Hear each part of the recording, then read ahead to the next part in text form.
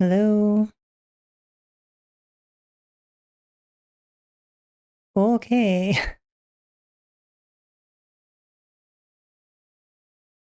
Neko restarts Neko's computer.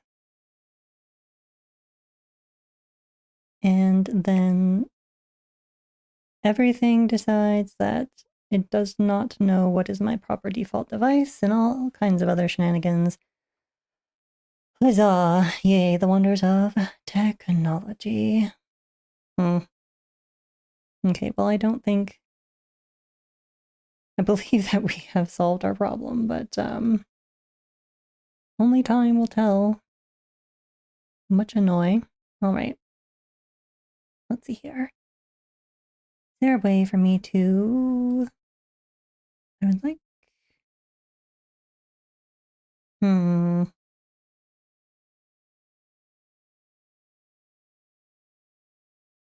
No, we're just going to do that. If there are difficulties in the future, hopefully chat will just let me know.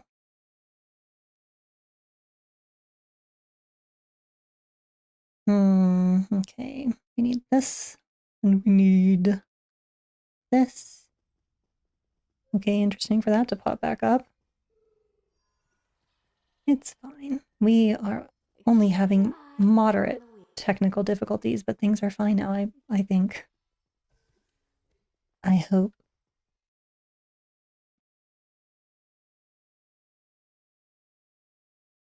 One moment, we are typing a message.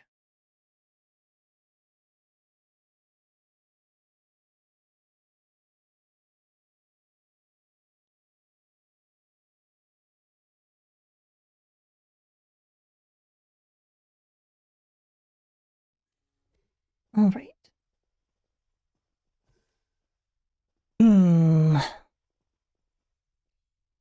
Let us do a quick little checky check here. Make sure we have... Okay, we do have available ship slots. Huzzah. Because I was about to be very concerned with... It's like, let's start a stream. There's new stuff to explore and play with. And it'd be like, you are at your maximum ships. I'm so sorry. Try again later. So, once again, now that we have, I don't know, weathered technical difficulties, because what bestest Neko stream would be complete without technical difficulties? Yay, tradition. Okay, so the purpose of the stream, which honestly I was taking a moment to be like, what was I here for? After fixing our audio difficulties, it's like, why am I here? Right, okay, it's for this. So today we are going to be purchasing live and on stream. Does that matter? Does that matter to my viewers? That it is purchased while you're watching. Although I have, let's see, I'm not sure if anybody's actually joined us yet. So you know what? This is for the purposes of video on demand. But it will actually be purchased on stream. Now let us look over this bundle before we purchase it. I mean, we're still going to purchase it regardless, right? But okay. It says each ship in this bundle comes with all of the consoles, costumes, and starship traits found on existing versions of the ship, in addition to the new costume and starship trait they come with.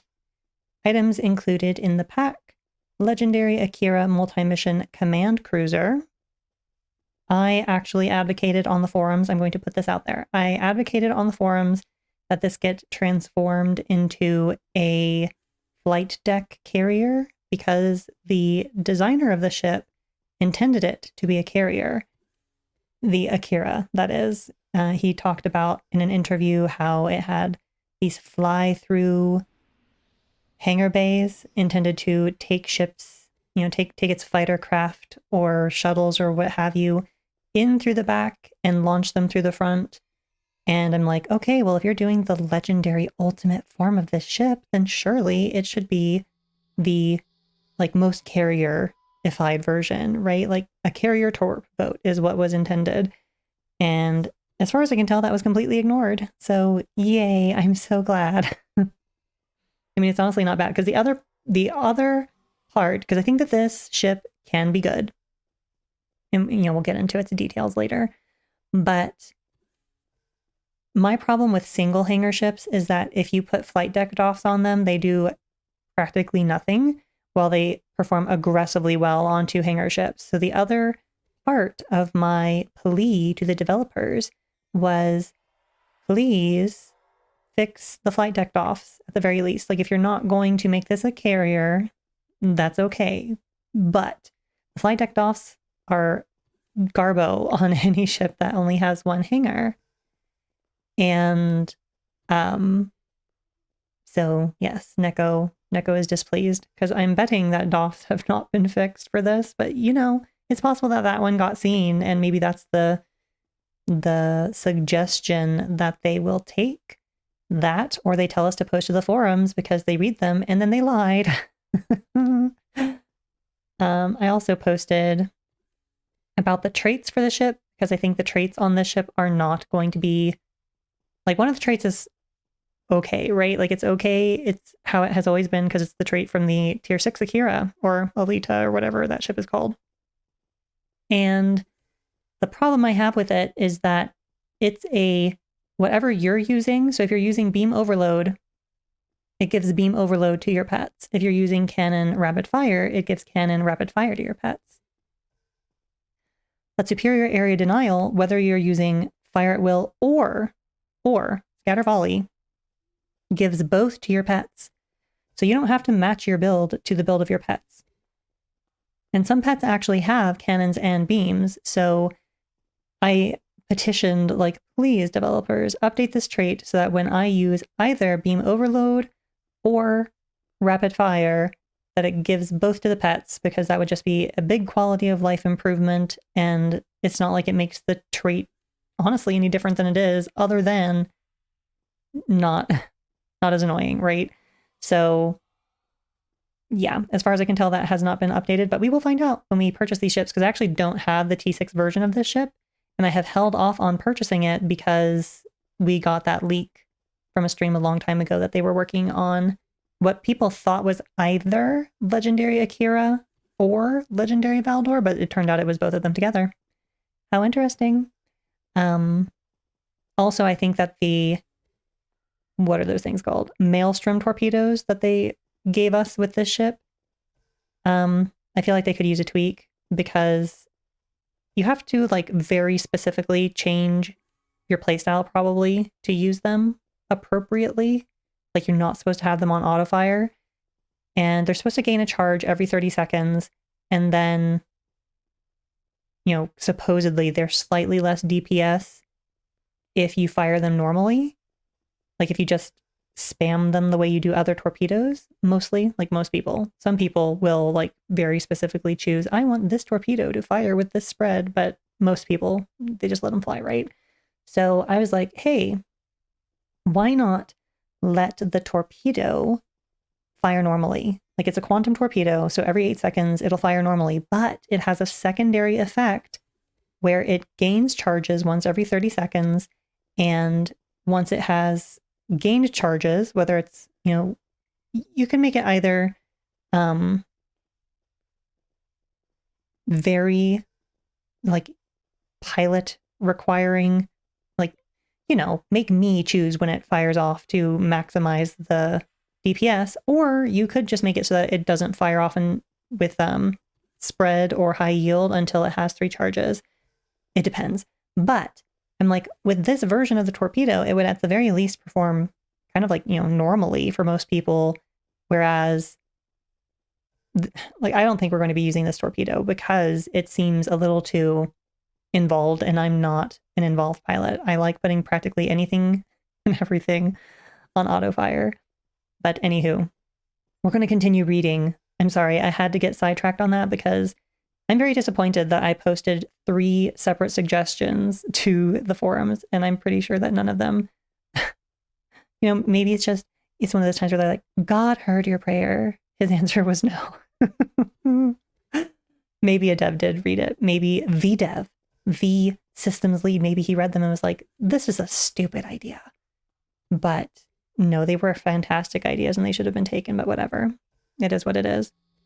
Oh, I even wrote Ambassador Kale for the first time ever. I was like, Ambassador Kale, this ship should be a flight deck carrier. Please pass this along to Jonathan Hairlash so that Hairlash. I really do need to figure out what that guy's name is pronounced as. I think it's Hairlash. Crap. Whatever. I know his face. Please pass it along, you know, and I wrote that like 2 weeks before this launched because I was like, plenty of lead time. You haven't even posted the blog for it yet. Like, do her right? And the answer to that seems to have been no. Whatever, I tried. So we are also getting a legendary Valdor Temporal Ops Strike Wing Escort Warbird. Now, I did see a video by Casual SAB, also known as Spencer, or perhaps that's the other way around. But he was talking about how he thinks that this ship will be very good for beam overload. And that may in fact be the case. But I'm kind of leaning towards kinetics and science nowadays. That's just kind of been what I've been enjoying. And honestly, I think this ship is going to do quite well with some science shenanigans. So that might be how we play her. Assuming we even get to her today, because honestly, the one I'm most interested in right this second is the Akira. And we will see. We'll see how that goes. So we are also getting one T6 ship coupon in this bundle. And I think I have 4 or 5 of those at this time. The developers really need to start pumping out individual tier 6 ships that are not in a bundle because you can't use a tier 6 coupon on a ship that's in a bundle. So I mean, I'm good to go for perhaps this entire rest of the year on any ship that they might launch, as long as they don't put them in a bundle or do something stupid where it's like, I can break the bundle to purchase them. Like that. No, that doesn't count. I mean, literally, stop it. Stop it with the bundles. That, or make bundles that aren't like, you know, obviously like this bundle shouldn't take tier 6 coupons unless maybe you were to like give the option of use coupons and it would cost you 2 coupons to get these 2 ships and then you'd also get a coupon back. Like that's kind of dumb, honestly, but that's like one of the ways you could do it, right? Is that we are not going to stop with the bundles. We are going to be bundling like nobody's business. So if you're going to be bundling like nobody's business, but it's this one ship and some other stuff that you probably don't care about, then at least be like, and as a super special launch thing or whatever, you can use a tier 6 coupon to get the whole bundle. That would be acceptable. Anywho, let's see here. We are also getting, well, hold on, chat has said something. An option to buy a 3 ship pack with 3 tokens, also giving all the bonus goodies would be great. Agreed. Yes. Like however many ships there are, like the fluff is the fluff. And normally the fluff is generally like even considered fluff by the developers. They do view it as value added and, you know, provided you don't already have everything, then it is value added. But it's not normally what, you know, most players, they're like, if I wanted that, I would have bought it from the store by itself, right? We're not normally all that thrilled by like, yay, they included an outfit. It's like only if it's something that's like, that's a low buy store exclusive. And you'd have to buy so many of them for each of your bridge officers, or you'd have to buy so many of them for like your whole account. Like that's a really, really good value. But these little fluffers are not normally, which we haven't even discussed all the fluff, but they're like, okay, so they're not bad. They're not like, okay, tier 6 coupon, that is not fluff. That's good. Again, with a little caveat of them being bundle crazed. These 3 experimental ship upgrade tokens, that's not bad because we're going to want to probably upgrade these ships, right? And let's see here, 2 ship slots, that'd be great if I weren't already at max capacity on this character, but they can go to somebody else, right? So that's not the fluffiest of fluff. Like that's pretty good. Actually, I'm going to I'm going to file my complaint right here on stream while nobody is watching. That the number of ship slots per character, I think, should be increased. Because if I'm going to buy all of your ships cryptic, the very least you could do is give me enough slots to have all of them ready to go, right? 2 Infinity promotional Romulan Survivor Duty Officer packs, which I'm betting are going to be bound to me. So that is like great. I'm going to get some Lobby, right? That's like there's a chance I might get something worth more than Lobby, but generally here's some Lobby. So like minimum of 8. And then another minimum of 8 because we're getting Infinity Promotional Gamma Quadrant Duty Officer Cadra. And yeah, so like 32 Lobby. That is what we should read this as, because anything more than that is going to be a Christmas miracle. 23rd century Vulcan Ambassador outfit, which I don't know if I care. I feel like maybe that's an outfit that I saw once. I was like, that's an outfit that's kind of nifty that I might like to use as a part of doing other things. You know, not necessarily like I'm not going to probably be using it on a Vulcan to be an ambassador. But it was obviously not good enough for me to have purchased it. So I mean, like, sure, account-wide unlock of an outfit, that's fine. Mercenary costume set, I'm pretty sure I already have this personally from, I believe it was a giveaway, one of the anniversaries or something. So this is not quite so useful to me, but, you know, great for anybody who wasn't here to get that. So good for you. It does have, you know, some great utility, especially if you're a cosplayer like me. Every costume counts. So yeah, because like, and that's the other thing. This 23rd century Vulcan ambassador outfit that I just like, you know, it is a thing. Yay, like, you know, whatever. You the thought that just came to mind. Everything that is shipped should have packing peanuts, right? So we're putting these costumes in here to keep your ships from scratching when they hop around in the box while being shipped, right? Cardassian species already have this unlocked from, which is also really weird. Why is Cardassian species being unlocked here? I mean, you could stretch really far and say that the lore of the Akira is that it was developed during the conflict with the Cardassians, in which case it's really overkill, isn't it? Like, if you know the lore of the ship with her like 15 torpedo launchers and her hangar bays, like the Federation must have been real tired of the Cardassians and decided we're just going to blow them all to hell. Because I mean, this level of power that the ship's supposed to have is appropriate for like, oh my god, the Borg, right?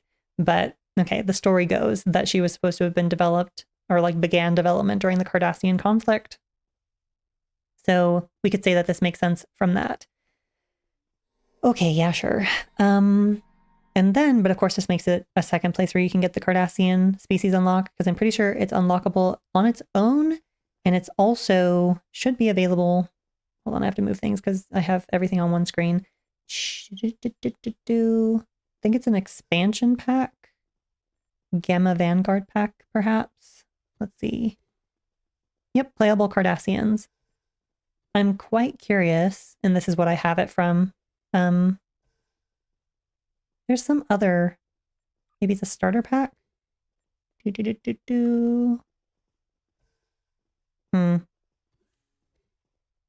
Not seeing right off, and I don't want to spend too much time on this one topic. So, yes, legendary bundle, back to you. So it's the second place where you can get it, which, you know, there's pluses and minuses to having things in two places, because maybe you don't want that Vanguard thing, and so like, yay, Cardassians. But honestly, if you really wanted Cardassians and not the other bundle, you could just buy them separate. Cyborg Miracle Worker Bridge Officer. I'm pretty sure that this is literally nothing more than a packing peanut. I don't think it gives you anything worthwhile. I think it's just a person from, oh yes, from Discovery. So completely irrelevant. Like, there's no way that this Discovery person with a stupid, you know, oh, that makes him a cyborg. No, he's just wearing a helmet. Unless we're going to pretend that that's a brain. That's a brain case. Somebody got their head blown off And the way that they were able to save them was putting their brain in this bucket and reattaching it. Wow, gruesome. This Goody in Gouty Man in chat is saying that it's also in 5 different bundles. I'm guessing you're referring to this cyborg miracle worker. That does seem correct. Yes, I think it's also in some discovery themed things, right? Like, honestly, I have no idea why they threw this in here. Like, they were really reaching for the peanuts and were like, here, toss that in. I don't know why it's here. And like I said, pretty sure this is 100% packing peanut. I don't think they offer you anything, like anything. They don't have a trait on them, as far as I'm aware, that would like improve your performance or anything. They're a weird little thing that's in the game for reasons. Okay. You might need to log out and back in for all unlocks to take effect. I do not recall ever having to do that before. Is that normal? Let me see. Is that a normal warning? Like expansion pack. Nope, that doesn't say anything about that. Ship bundles, like 13th anniversary. Let's see if this one tells us. That's a recent one. You might need to lock out and back in. Okay, so that's like a warning that they have started tacking onto things. In which case, also, consistency is key, developer Chan. Please go add this to every bundle in the game. I realize that that's going to take a minute, but you know what it is? Copy and paste. And Kale's really good at that. Slight poke. Please, Ambassador Kale, if you see this, please do not be mad at me. Like, embrace the meme. For that is how you preserve your sanity, is to lean in. Let's see here. We also have more chat to discuss. Also, Goody is not satisfied with Neko time because Goody wants more time to play Black Desert Online. Also, Goody is mad with Star Trek because 8 episodes into Picard and no Audie. That is true. This is a fussums that we share with the Goody, is that, we were hyped on, and the developers told us all about how Thomas Marone, like, rebuilt that ship to be glorious and gorgeous and sent her to Picard, and it looks like she's either going to be literally in the last episode or perhaps she'll show up in the episode that I think comes available tonight, like late tonight / tomorrow, because they kind of like fudge it. Technically it releases on Thursdays, but you can watch it on Wednesday if you like, stay up a little late. Fearful be any god or man that stands in my way. What is that? Is that the name of the episode? Let's see here. Okay, might need to log back in, it says. Probably won't, but thank you for the warning. After buying this pack, the ships will appear in the Tier 6 category in the Ships tab of the Zen store. These are unlocked for the whole account. Also, what's really interesting? Like, this is a segue. This is a sidetrack. This is a tangent. The, over here, the ship acquisitions person, that store really needs someone to go in there and sort it out because it has weird quirks. If I tell it I only want to look at Tier 6 ships, it's kind of almost only showing me legendaries. And if I tell it, like, I only want to look at warbirds, it's like, those don't exist. So someone needs to go fix that. It's a mess. Anyway, let's see here.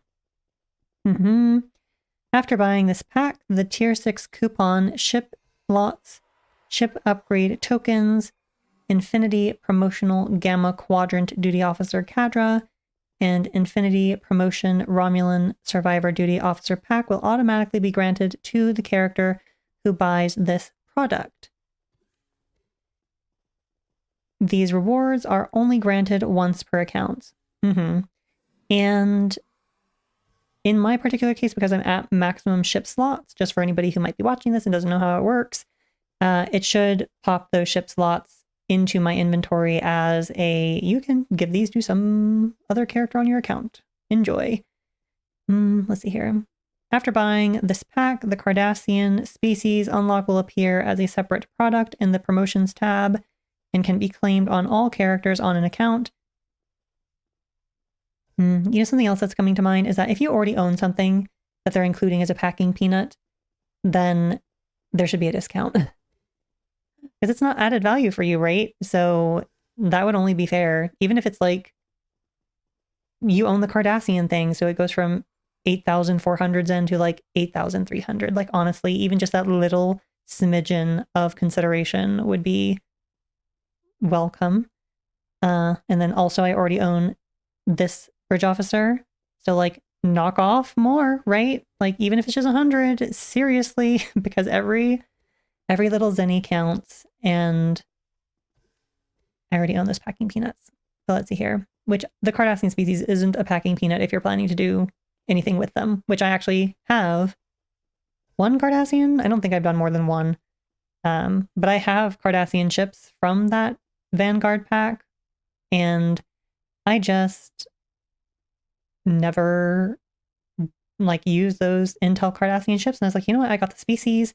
I am a sucker for a theme. So I made a Cardassian, and they are flying the Science Dreadnought thingy, I think it's called. Like, it's a, I don't know, it's the one that looks the most like it really came from the design lineage of the Galore and Keldon. And so that's why I chose that one, because otherwise I'd be a sucker for a carrier. But I also like science. So it's fine. But it looks the most like truly Cardassian to me, and so that's why I picked that. The quote was from Mr. Pacifist Klingon Boy. Oh, fearful be any god or man that stands in my way. Why? Because you will go on a hunger strike, Mr. Pacifist? I didn't pay attention to that. And let's see here.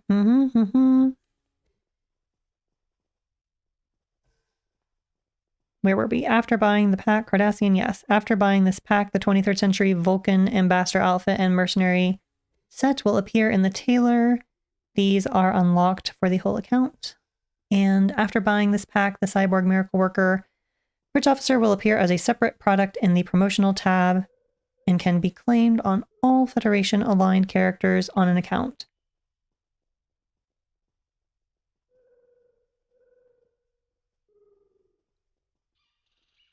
Okay, that's an interesting side effect. Hold on, I need to check and make sure that my audio is still going. Yes, it is. Okay. I still need to sort that out. Okay, let's see here. It was in reference to Riker being captured. Oh. Goody is requesting a moment of silence, and since I am the only one here, and he is probably the only one here, that is fine. We will have a moment of silence for the Fluffums. Goody has lost his wabbit, and it is a very sad time. So I'm sorry, Goody. And we shall be silent for literally 1 moment. Ready?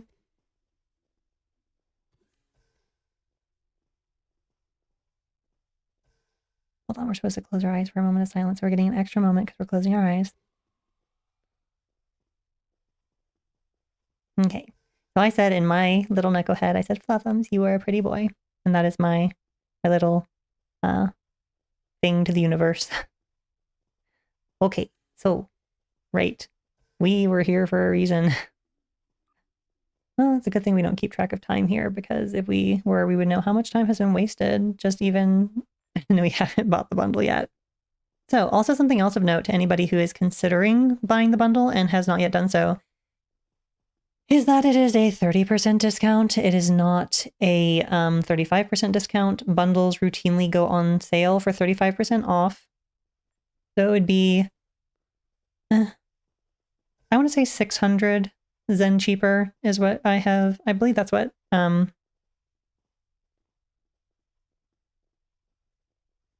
Stewart. Crap.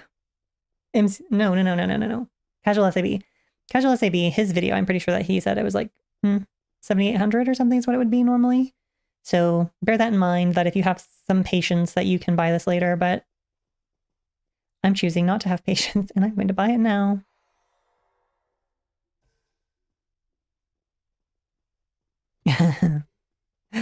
some of the shenanigans that are being expressed by Goody in the chat are, well, for one, true. I am the bestest Neko, but he's having some fun with a character called, well, actually, Wacky Toshi is the name of the NPC, but he's obsessed with Marnie in Black Desert Online. He's like, Marnie is the best. Marnie is the greatest. It's like, he's very extra. Anywho, let us see here. Okay, yes, we have mentioned all that. Okay, you know what? I will read the Legendary Akira Multi-Mission Command Cruiser stuff, right? Like, let's go ahead and read the description. I might as well.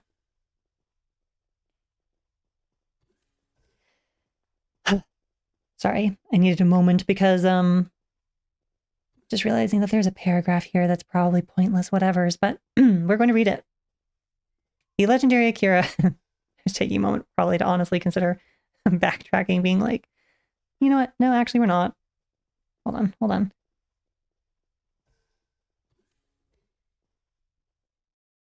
Something I am trying to perfect is my ability to temporarily mute my microphone if necessary, to, you know, spare you all, like, I need to clear my throat or whatever. But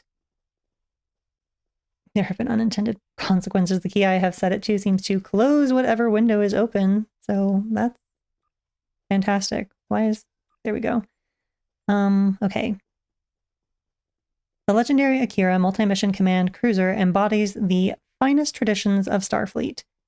A command and control vessel fully equipped to handle delicate diplomatic situations of all kinds.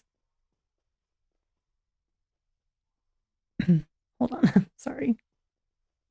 We are having some biological technical difficulties with a throat that is being annoying.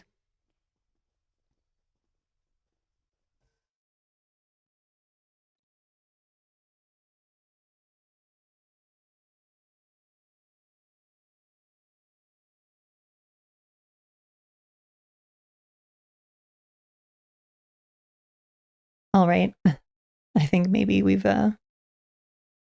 have corrected that issue. But also, you know what? Neko is grabbing Neko's phone because this text is honestly quite small.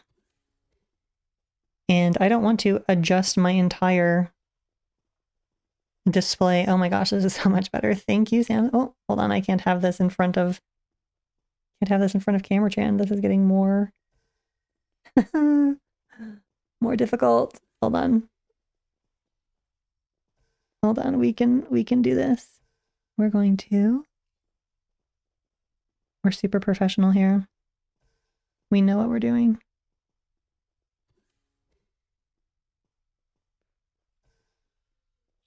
That'll do. Gonna take a picture of it. Blow it up. Okay. The Legendary Akira Multi-Mission Command Cruiser embodies the finest traditions of Starfleet, a command and control vessel fully equipped to handle delicate diplomatic situations of all kinds, including the sort that suddenly devolves into violence. My favorite.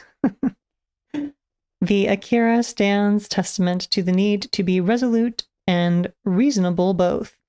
The universe is and will always be wondrous and dangerous, hopeful and threatened, so long as it is alive and free.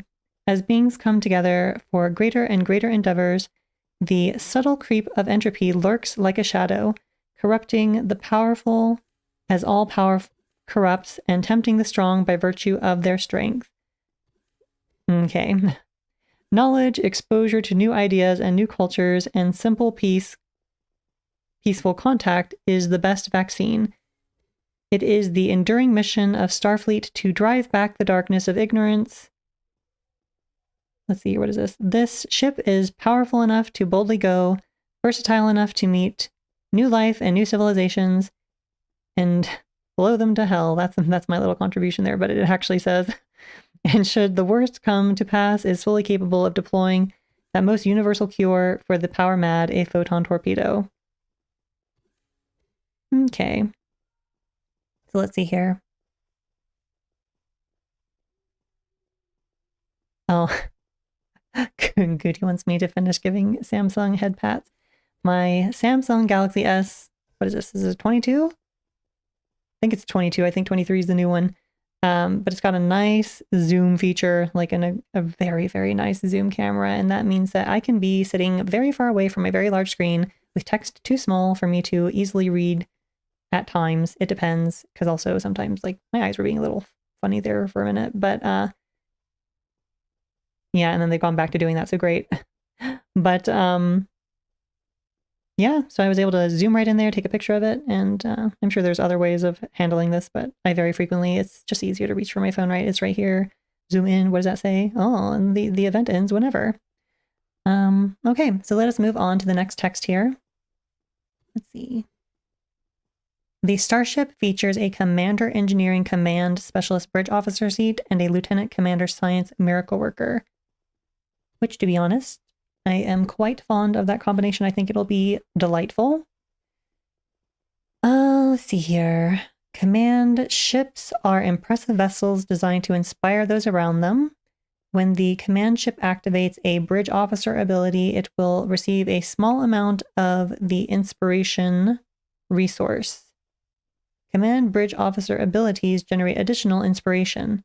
Once a command ship's inspiration meter is full, they can use one of 3 powerful abilities that can turn the tide of battle.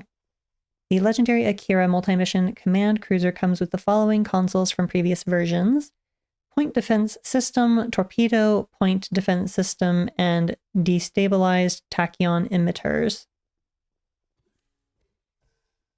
Upon reaching level 5 in the Starship's Mastery, you will unlock the Coordinated Assault Starship trait. This trait can be found on the previous version of the ship. Wait, what? Previous versions of the ship? I'm pretty sure it can only be found on one previous version of this ship. What? I don't know. This seems like weird. Rework. Anyway, upon reaching level 6 in the Starship's Mastery, you will unlock the Temporal Replication Starship trait. Wait. That's not correct. We're talking about the Akira, are we not? Yes. Okay, so this text is all actually wrong, so we... Okay, well, we're gonna look. Because I'm pretty sure that they're about to tell us that we're going to unlock the Mogai trait on this ship, but let's see. Temporal Replication Starship trait. Yep, that's the one from the Mogai, so that's incorrect. For all characters on your account, using a Command Bridge Officer ability allows all your pets' next kinetic weapon attack within the duration. Okay, so it's giving us the name of the Mogai one, but the description of the one for the Akira. Well done. So using a Command Bridge Officer ability allows your pet's next kinetic weapon attack within the duration, which I believe is 6 seconds unless it has been changed, to reduce foe kinetic resistance. Using a Miracle Worker Bridge Officer ability allows all of your kinetic weapons attacks within the duration to reduce foe kinetic resistance. Debuffs stack together up to a maximum of -50 kinetic damage resistance rating to foes. So here's the thing. I wrote in about this trait because it is hyper specific. Like, you have to use command to get your pets to have this debuff, and you have to use Miracle Worker to get your ship to have this debuff application capability. And like, how many ships in this game are Command Miracle Worker? Right? Like, should traits in this game be meant for this exact ship? I don't think so. I think that a trait should have a little bit more breadth to it. I think that at the very, very least, that this trait should have been activating Command or Miracle Worker abilities would trigger it. And then usually you want to give some other ability that any ship could use it, because there are lots of ships in the game who don't even have specializations, but could still use traits. So, torpedo spread, for example, to be like true to the theme of it being a torpedo thing. Also, it has an incredibly low, unless it's changed, which we will see here in a minute. The trait is 2.5 damage resistance rating per torpedo. So considering that torpedoes generally fire rather slowly, even if you really build to fire them swiftly, this trait is remarkably underwhelming. And so what I was petitioning for is, for one, make it Miracle Worker or Command. Either one will activate the trait for both you and your pets. But also that there could be like a secondary thing where it's activating Torpedo High Yield or Torpedo Spread will, on your ship, will reset torpedo cooldowns of your pets and grant them Torpedo High Yield and Torpedo Spread. So since Spread fires a lot of torpedoes and High Yield generally fires multiple torpedoes, that'd be a really good way to get your stacks if you're going to do just 2.5. So it would have been like the superior area denial version, well, it would be the kinetic version of superior area denial, and it would have been really crazy cool, right? That would have been a fantastic trait. People would have been like, yay! But the universal reception of this trait has been like, meh. It exists. Okay. So let's see here. The legendary Akira multi-mission command cruiser has a single hangar bay equipped with a command Kodai fighter squadron. Kodai fighters are a visual variation of Valkyrie fighters, and command Kodai fighters sacrifice a bit of firepower for command integration.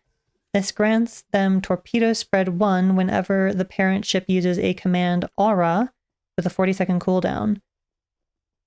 That is honestly not enough of a thing to, like, for anyone to do anything with.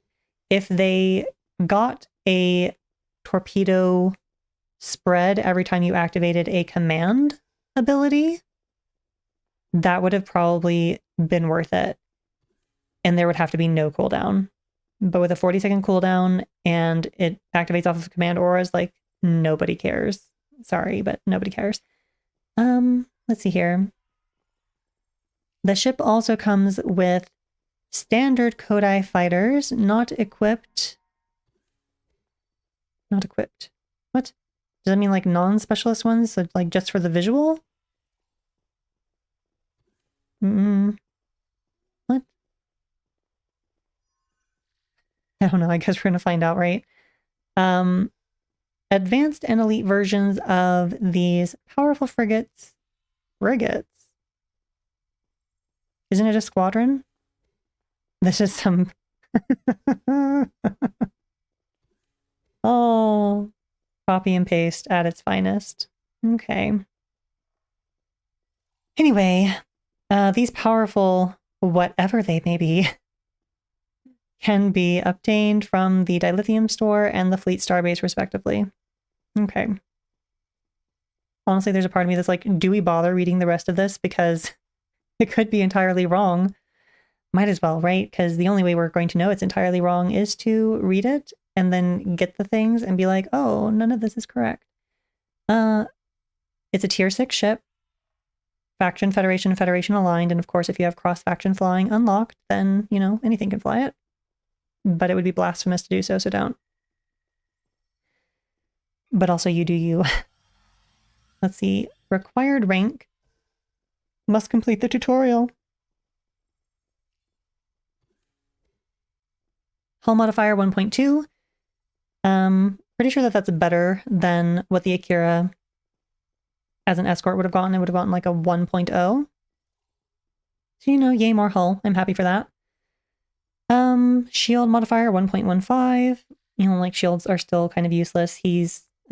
Jonathan is making some efforts to try and fix shields. I don't know if that's an ongoing project, but he's, put in a little smidge of something there, and it has not succeeded in my personal opinion, but, shields are still kind of useless, but whatever. Not entirely, though. Okay, I don't want to be hyperbolic. I am being hyperbolic. They are your first line of defense, and they do help, but, like, hull tanking is, like, still aggressively king.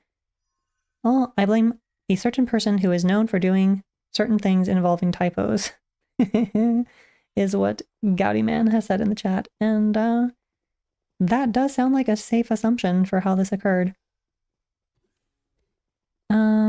But who knows, because the thing is that I believe that those, like, some of the posts, like, ship ship reveal posts will actually be like signed at the bottom, Jonathan Hairlock, or, you know, whoever was a part of it. I don't know if they like hand the information off to Kale and then he's the one who like formats it and then somehow copies and pastes some errors into it, or if they actually wrote the blog to be like, this is me, a professional who built the ship, telling you what I did. So I don't know. Core Weapons 5, App Weapons 3, which is quite good.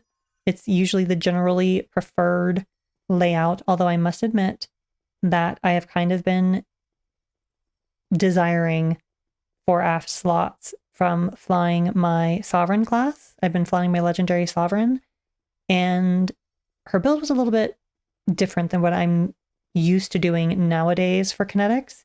She's also a miracle worker ship, so it's a little bit perhaps unusual to be doing kinetics on her, but it works. It was working very, very well, and those mines were like really doing some work. And so having 4 aft slots, like 3 is like honestly the minimum. Like that's to do a mine build, you need 3 slots.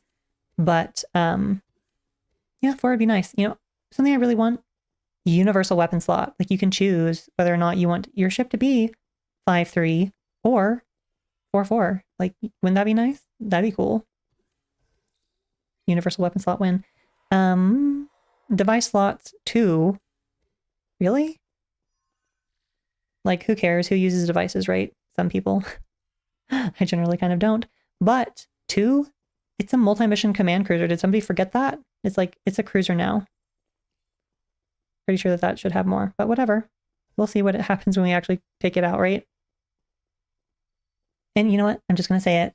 With only 2 device slots, if this is true, you had enough room for the second hangar. And also, you know what? This ship doesn't have to fit into a mold. You could call it a multi-mission cruiser and be like, this multi-mission cruiser happens to have 2 hangars because it's the Akira. If you really wanted to, right? Right? That's my opinion. I can do what I want. Let's see here. Bridge officer stations. 1 commander engineering command. 1 lieutenant commander tactical. 1 ensign tactical. 1 lieutenant commander science / miracle worker. And 1 lieutenant universal.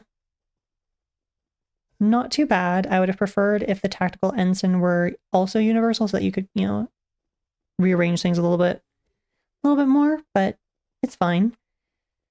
5 tactical consoles, 4 engineering consoles, and 2 science consoles. That's an unusually high number of tactical consoles for a cruiser, which is, again, that is breaking the mold. Do it. Feel free. Base turn rate 15, that should be quite substantial. Impulse modifier 19, inertia 60, so it should be quite maneuverable. Goody is saying, a travesty, it's not supposed to be a cruiser. Flight deck carrier, yes, that is true. Honestly, it should have been a flight deck carrier, that is my opinion, I'm sticking to it. But, you know, the thing is, you can always argue all you want, because it's not, it's side canon, it's unofficial canon, it's designer's wishful thinking canon. But the thing is that when you do when you do a legendary ship, normally that's when the devs take the opportunity to say, we never saw this on screen, but this is what it was supposed to do. And so we're going to make it a thing. And this time it's kind of like, don't get me wrong, I'm glad that she's not just a escort carrier again, but you know, like, honestly, you know, whatever. We're not going to get too fussy about it. It is what it is. And hopefully, Jonathan will either, you know, he could always, let's be honest, he could always say, I'm adding a hangar to the ship. If he like finally goes and sees my post, he can be like, oh, you know what? It's a multi-mission cruiser because that's what I said it is, but it's getting a second hangar. I also said I'm going to give it 5 tactical slots, even though the 5 is supposed to be on engineering. Usually, you know, I respect a man who says I'm in command. Your opinion of what is the standard is noted, and I ignore it. I want my money back. Oh wait, I never spent it. Let's see here. Plus 10 engine power, plus 5 shield power, plus 5 auxiliary power. Why? That's an interesting choice of power spread. Like, honestly, it doesn't really affect anything all that much. But considering the tactical lean, not having weapon power here, that seems odd. Console universals, we already talked about that. Can equip dual cannons. One hangar bay equipped with command Kodai fighter squadrons. Inspiration abilities, turn the tide against all odds, and battle preparation. Augs cannons for the win. You know, I honestly hadn't really thought about that. You know, I haven't played with those in a minute. Didn't they change something so that you could actually equip more than one Augs cannon? And I'm going to have to look into it. I'm not quite sure. I'm also not entirely sure if that would be useful. I feel like under most circumstances, if you're not actually being a, like, do-sci, you're not doing directed energy weapons and science, that Augs cannons would be helpful, because, like, you would need your normal energy weapons. So, like, you still need high normal energy for your normal energy weapons, and you need high Augs for your Augs cannons. I don't know. That seems, well, I'll look into it at some point. Probably not literally today, because honestly, I want to do kinetics with this ship. I'm very kinetically driven nowadays. Cruiser commands, weapon system efficiency, and shield frequency modulation. If they had made this into a flight deck carrier the way I requested, they would have just needed to change weapon systems efficiency over to attract fire, and which would kind of be like technically a little bit of a nerf to an energy weapon build, but it would have been totally worth it. And of course, like I said, Jonathan Herloch could always be like, I'm going to do what I want, and this ship is going to have weapon system efficiency and be a flight deck carrier. Or it's a multi-mission cruiser with 2 hangars, like whatever. It could be an outlier. It's legendary. It'll do what it wants. Let's see. They made it so you can equip as many as you like, but Augie said it wasn't worth it before he abandoned. Huh. Interesting, because I mean, if they, you know what, I'm betting that they might have some quirks where they don't respect power cost reductions and things like that. If they do that, then they could be bad for your Augs power. Yeah. Okay, well, whatever. We're not talking about that right now. I mean, chat brought it up, so we were talking about it, but that's not what we're going to be doing today. Let's see here. So I'm going to need to take another picture so I can read this to you, because the text is still a little small for my little Nico eyes. Let's see here. Is that the whole thing? Hold on. We're going to scroll a little bit. It says Joel on True. I would assume that that's the bottom, but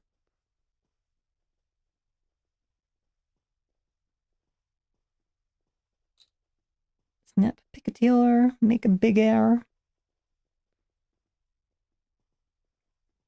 Okay, legendary Valdor. It's actually a Mogai. The class of the ship is Mogai. But whatever. Legendary Valdor, Temporal Ops, Strike Wing, Escort, Warbird. Isn't that a name? Embodies the dream of a brighter future for all those who shelter beneath the banner of the Romulan Republic. Forged in the crucible of tremendous loss, free from the imperial mold, the people of the Republic stand proud with newfound purpose. The fundamental strengths of character that built the Romulan Star Empire are here allowed with other possibilities. New horizons and new ways of thinking finally allowed to mingle with ancient traditions. Glimpses. This sounds like a very grandiose thing to be writing about. Like, Mogai's not like ancient traditions or something, right? Like, she's brand spanking new. Whatever. Anyway,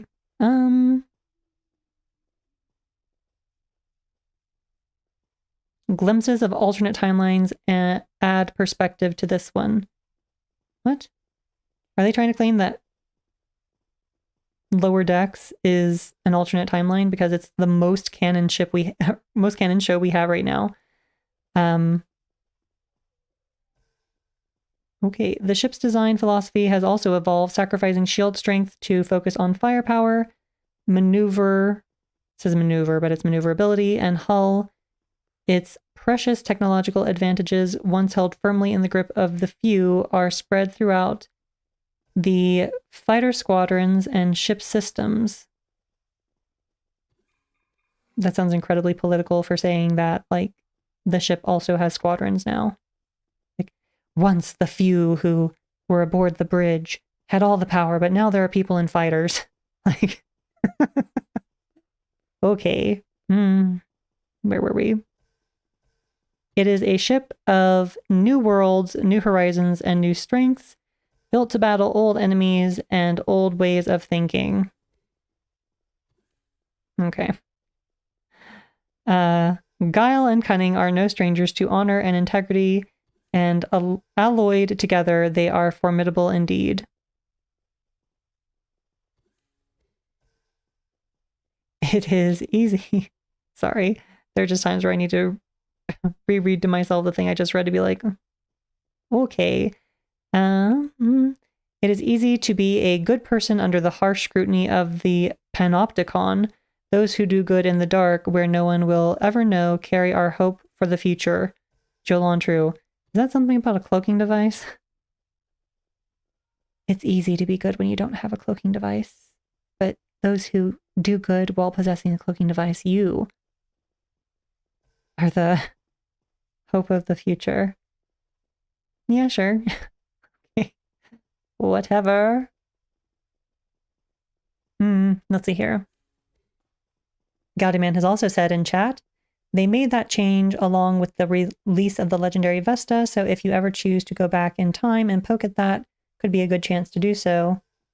I mean, yes, I have the legendary Vesta, and so I could showcase it at some point. I think I have a character that I named Prodigy, who is like if we're being honest, he was built in anticipation of them eventually getting the Prodigy ship, the Protostar, into the game.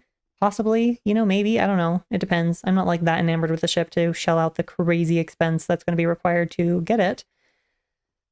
But alternatively, my thought was that I might put him into the legendary Vesta because, the Vesta, she, like one of the Vesta class got lost somewhere and was like retrieved by this child, and thanks to its advanced technology and integration of holographic, emergency holographic technology all throughout the ship, he was able to bring the ship online and his trusty holograms keep the ship running. And that would like be the perfect opportunity to use all the holograms, like all the holographic duty or bridge officers. But yeah, we'll see. That episode of Lower Decks was a holodeck movie, so I guess you could say alternate timeline, but more so made up thing. Right. True. Okay, yeah, that makes sense. Okay, I'm a little less critical. I'm sorry for chuckling at whoever wrote this previously, earlier in the stream. I apologize for my chuckle slightly. I'm still amused, but I was not considering the fact that it was an alternate holodeck movie thing. Let's see. The starship features a Commander Tactical Temporal Ops Specialist Bridge Officer seat and a Lieutenant Commander Universal Pilot spec. Well, yeah, I said spec, but it's specialist is what the word is here. Bridge Officer seat. Let's see. Temporal Pilot.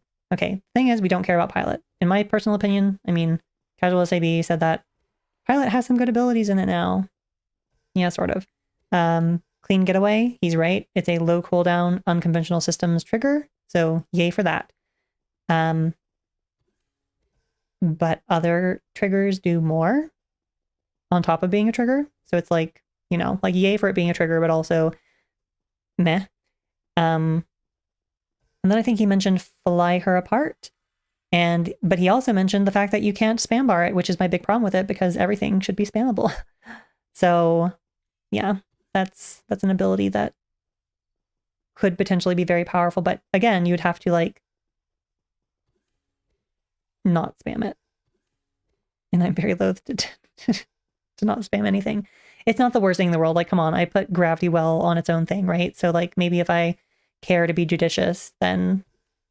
But, oh, okay, so this is the other problem, is that even if you do, because the reason why you can't spam it is because you can cancel out of it early by pressing it again.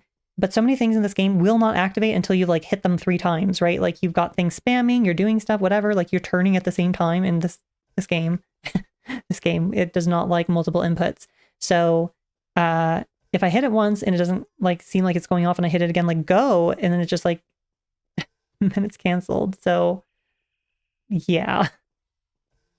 No bueno. So yeah, Pilot recently got a rework. The rework needs a rework, honestly. Like, and that's not like hostility or anything. It's just like, thank you for making the attempt. And there were some improvements or whatever, but also it's not done yet. Like, put it back in the oven. The easy bake is not finished. That light bulb needs to just like keep baking that cupcake for another like 5 days. Let's see here. Temporal ships. Oh, that's right. This is temporal primary, which means it's even better suited for science. You know, because I was telling everyone earlier, for those of you who hadn't yet tuned in, that I'm actually probably like really leaning to this Mogai being a science vessel because it's temporal and it has enough stuff that it could totally pull it off. And I really like making things that can science, but arguably probably shouldn't. I like making it a thing. It's fun. Temporal starships are capable of making subtle alterations to the molecular level through the use of molecular reconstruction. This technology allows the starship to assume one of 3 different configurations: defense, offense, and support. Interestingly, support is really the control configuration. But, you know, whatever. Each configuration has their own strengths and weaknesses. Each of the configurations generate their own specific counter. Up to 6 counters can be generated at a time. These counters are used to fuel your molecular deconstruction beam. So yeah, that's a very potent ability too, the molecular deconstruction beam. And I hadn't even thought of the fact that that was going to be on this Mogai. So that is cool. Let's see here. I put deactivatable skills to the hold function of the spam bar. That prevents me from deactivating them early. Hold function. I feel like this needs elaboration. Tell me, dear Sora, because I'm shortening your name to Sora. How and why? Like, explain this holdness, because it sounds like something that might fix some Neko problems. Let's see here. The legendary Mogai, I'm going to use the right term. Temporal Ops Strike Wing Escort Warbird comes with the following consoles from previous versions: a ablative hazard shielding, ionized particle beam, shield absorptive frequency generator. Upon reaching level 5 in this starship's mastery, you will unlock the emergency weapon cycle starship trait. That is a very meta trait for energy builds. Honestly, most people probably already have it. But this is a excellent cannon ship that you can get it on. So if you don't have it, honestly, this is probably the way I would recommend getting it. Hold means the skills are only activated when I hold the spam bar for X milliseconds. Is that something that is done through a third-party program, or are you talking about the game's built-in hotkey or whatever you want to call it? What is it called? I don't think they call it hotkey. Like,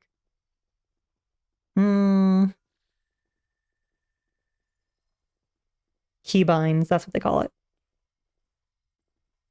The in-game keybind function. So there's something there's a way to make it so that something doesn't activate unless you have held a button for a certain amount of time. I do not recall reading that when I was working with making my keybinds. Upon reaching level 5, yes, we already discussed that. Upon reaching level 6 in this starship's mastery, you will unlock the temporal replication starship trait. For reals this time, though, because we read about this in the Akira's. They had the wrong name for it. And it will unlock for all the characters on your account. When your bridge officer uses a consumer temporal ops ability or a commander ability, your ship has a 20% chance per entropy on the target to trigger gravimetric conversion 1, rapid decay 1, or timeline collapse 1 automatically. That ability will use the same entropy stacks that were there at the time of trigger, even if another ability has already consumed them. This technically has the potential to be useful, but, and see, I do science, but I don't, like, I have never bothered with the mini game of entropy application and consumption because this game is far too fast-paced for that. That's like trying to play chess in the middle of Call of Duty, right? Like, no. So I think that that system totally needs to be reworked. I do think that there's some interesting things going on here because it comes with these hangers. Hold on. It says the legendary Valdor Temporal Ops yes. Strike Wing Escort Warbird has a single hangar bay equipped with a Temporal Ops Scorpion Fighter Squadron, a Romulan variation of the Riemann design. Advanced and elite versions of these powerful frigates, they are not frigates, can be obtained from the Dilithium store and the Fleet Starbase, respectively. And then they didn't bother telling you what they do, so I will tell you what they do, which is they apparently, at some interval in some fashion, like I don't know exactly how they work, but they apply entropy to the enemies that they attack. And I don't know if that's like a % chance that their weapons will do it. I don't know if it's just like they periodically do it. Who knows? But that could be an interesting thing for like amplifying temporal shenanigans on ships that have a hangar and temporal capabilities. It's a little bit weird. And like I said, I feel like the whole entropy system needs to be reworked because it's overly complicated. And generally, like Spencer, casual SAB, he was like, you know, he admits to the fact that he doesn't use it personally and he doesn't really science. But that he could imagine a world in which, you know, if things live long enough that you could actually build some entropy and then capitalize on it. I feel fairly confident that like basically nobody does that. Like as far as I'm aware, the meta of science regardless is as many anomalies as possible and as many controls as possible to set off as many science-based universal consoles as possible. So I'm pretty sure that there's nobody who's like playing the mini game of entropy to try and like, oh yeah, I was able to wreck this elite level boss person by playing with entropy. Like generally, no, I don't think so. Okay, so we've gotten more instruction from Sora. The in-game keybind function, yes. Keybind, press SS press, hold SS hold. Set time until hold commands, execute MS 100, for example. Okay. Interesting. Would you happen to know if that information is on the website that talks about, you know, the wiki page for key binding? I do not feel like I have ever read this, and it might be something that if I brush up on it, might actually adjust some of Neko's playstyle. I might have to like, you know, adapt to it. No idea, but it's in the command list. Oh no. If you like, do I type that into chat and it's going to pop up like the biggest, like it's going to open the full user manual that no one has ever read? Except for you, I guess, maybe.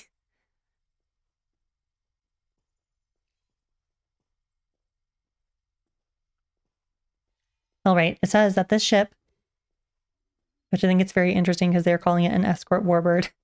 Warbirds get the ability to be whatever they want because it's an escort, but it has a hull modifier of 1.37. So it's like really rather high. Shield modifier 0.75. Yes, that's a bit of a low shield modifier, but also who cares, right? Because hull is king, and that has not changed. Oh, more instruction from Sora. Type /command list and read system chat. You can copy all commands and explanations to a text file. At the moment, there are about 900 commands. Beautiful.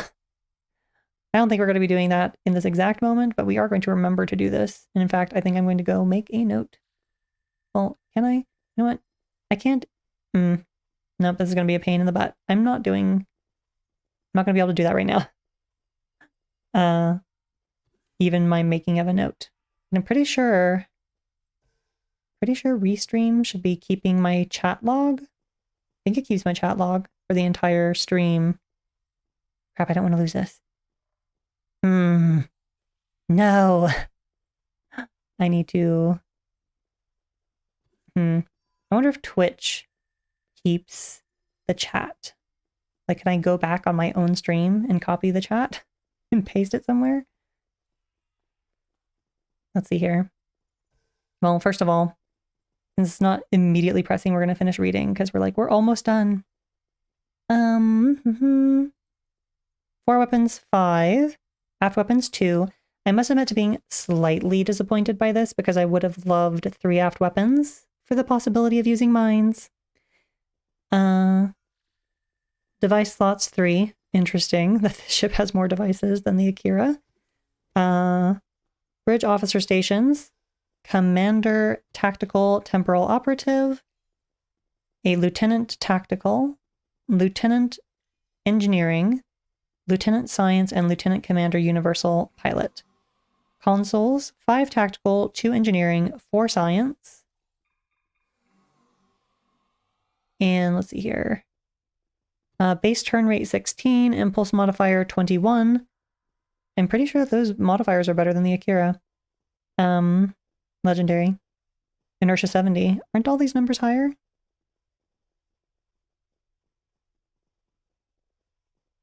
They are. Interesting choice. I mean, especially because the Mogai has a higher hull modifier and better maneuverability. So usually that's the counterbalance, is that like if you're going to have a high hull modifier, you take a hit on maneuverability. Okay.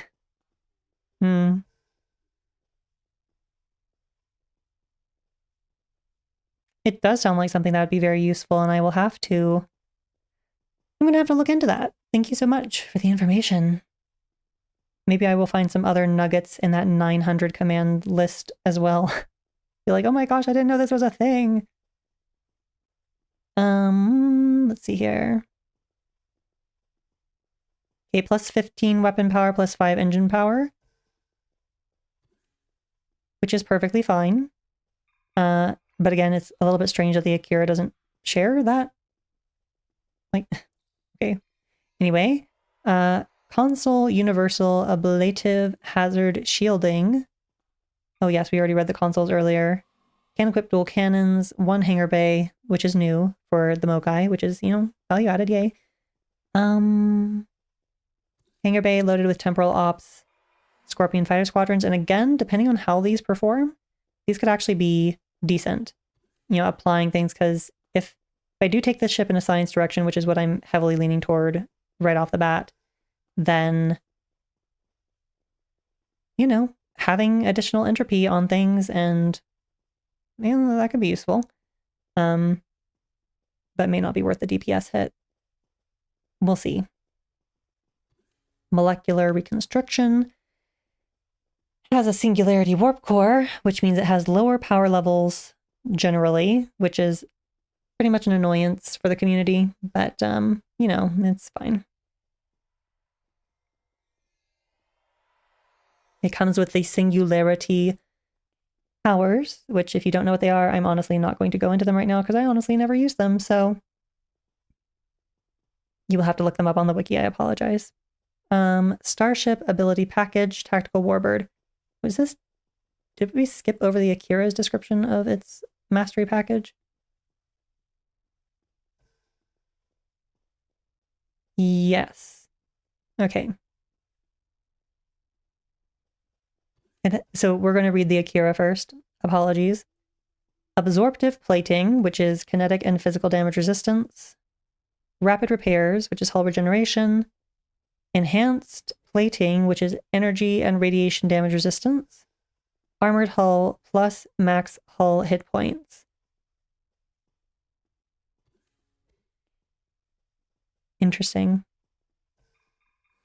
Considering how like kind of tactically focused the ship is, I was kind of expecting they might slip a crit something or like that in there, but you know, not bad. I'm happy to have the additional durability.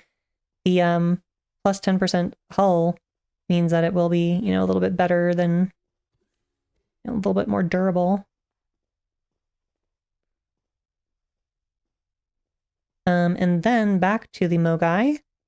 It has precise weapon systems, which is plus accuracy, enhanced singularity circuitry, which increases your singularity gain and reduces singularity cooldown. Enhanced weapon system, which is plus weapon damage. Devastating weaponry, plus critical chance. And emergency weapon cycle starship rate. Yes, we already knew that. Okay, so we've got that.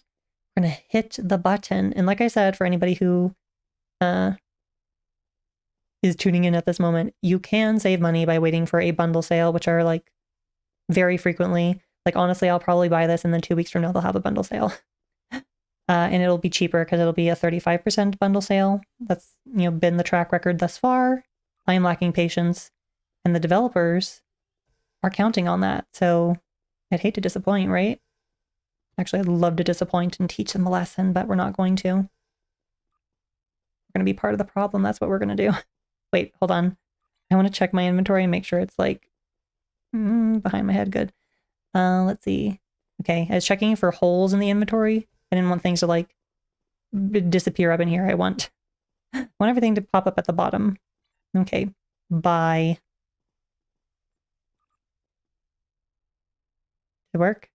Okay, it had to think about it for a second, but let's see here. So we now have a tier 6 ship coupon, Infinity Promotion Gamma Quadrant Duty Officer Cadra ×2, Infinity Promotion Romulan Survivor Duty Officer Pack ×2, Experimental Ship Upgrade Token ×3, and then additional starship slots 2.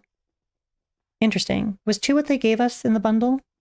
Because considering that they gave us a tier 6 coupon, that should have been 3, right? For that third ship that we're going to obviously be getting someday.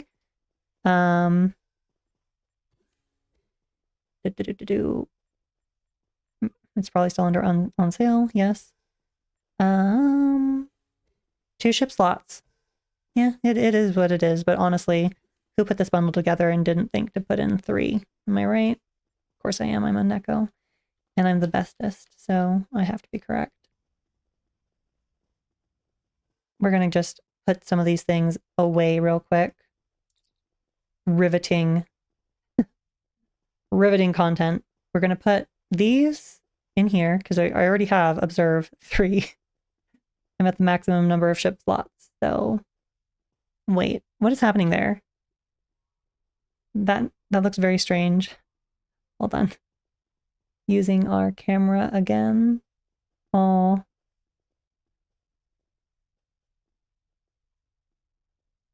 It's claiming 4?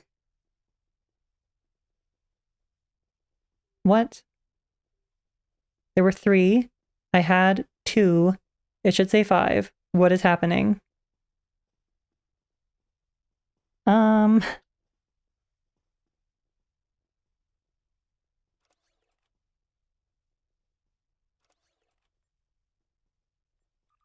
We're going to separate these out, see what's happening.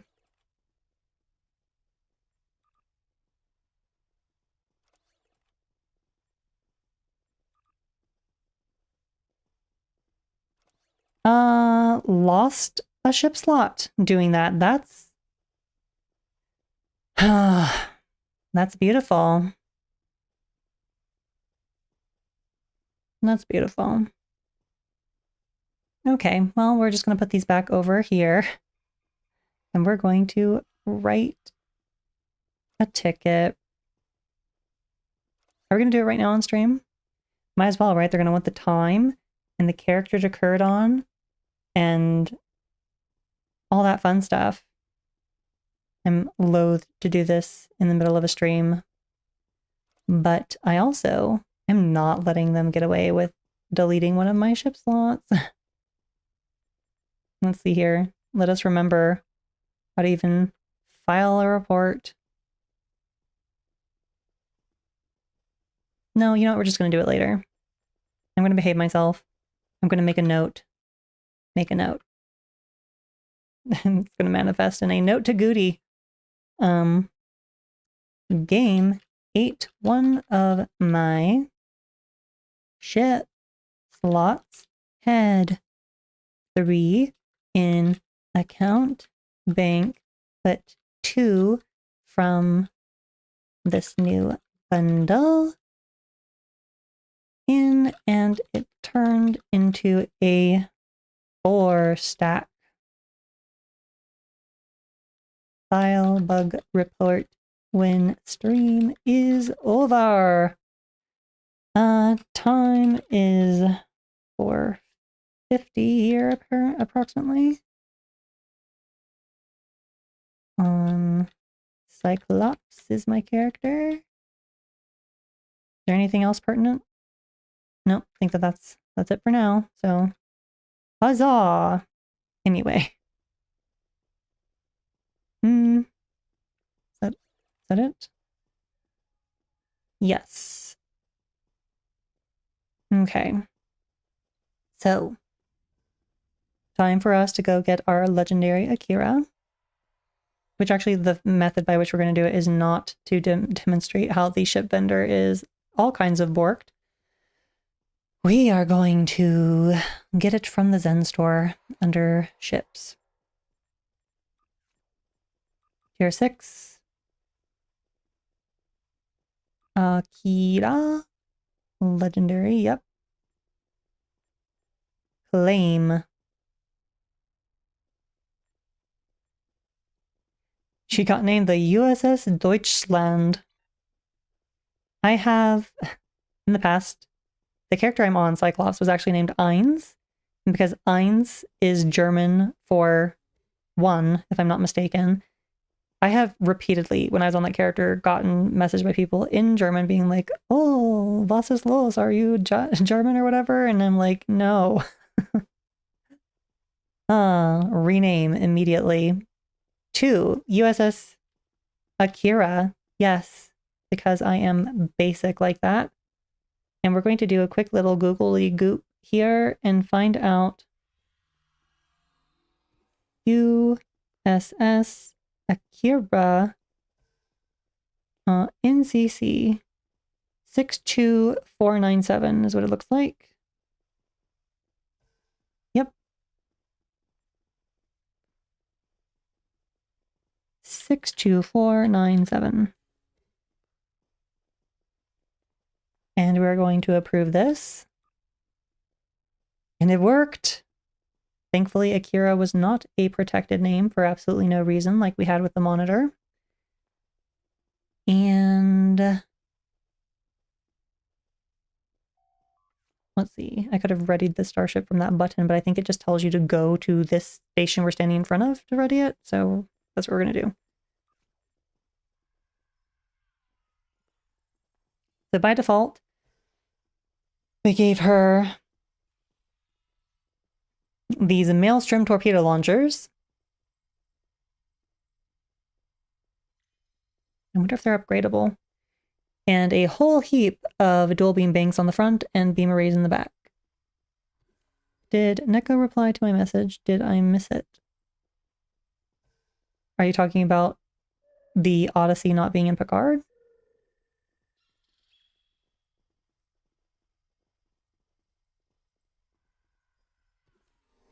You will have... We already talked about that earlier in the stream. So why would I address it again? It is still true that the Audi was handed off to the people doing Picard, only for it to apparently never show up. It's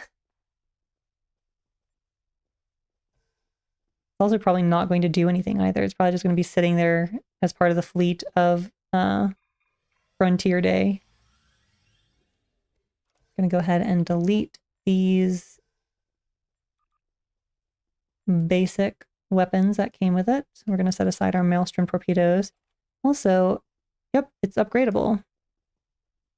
We might poke at them at the very least to see if there were any changes made to how they function, but I'm betting, yeah, be gone. I'm betting that they still are a pain in the ass, honestly. Based on the description that was given of them, they sound like a pain. Like, why would I ever bother? I highly doubt that the 90 seconds of patience required to make use of them is worth it. So, dead on arrival in my opinion, but whatever.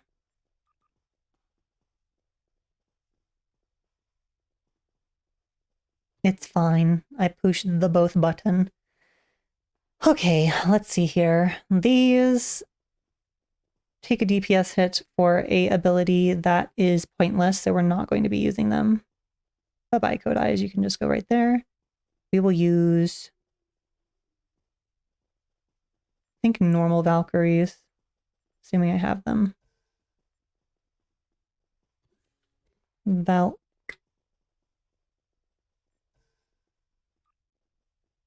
And then might as well ready the starship. Deflector. We shall be using... Okay, we're going for a kinetic build is my initial assumption. And elite fleet integration, yes, we do want a colony one, but what are the differences between these two? I think one of them I have is more hull focused. Yeah, that one. So we're going to do this one. Although honestly, the one that's more hull focused might be useful on this ship since it is not as high of a hull modifier as the Mogai. Tele shield, mycelial, warp core, impulse, prevailing. We're being very typical here. We want mines. In this particular instance, I'm going to go with the biomolecular photon, a normal photon, and the Black Ops mine launcher. Or do I want to go with quantums? I mean, quantum would be cohesive for the purposes of... because we're always going to be using the dark matter quantum. So it's a question of whether or not we want the dark matter quantum to be... like, it's fine as an outlier. Like, it's not going to kill our deeps or whatever to have one quantum that's not being catered to. But I am... because normally I like photons, honestly. I'm going to put on the Terran Task Force Phaser Beam Array.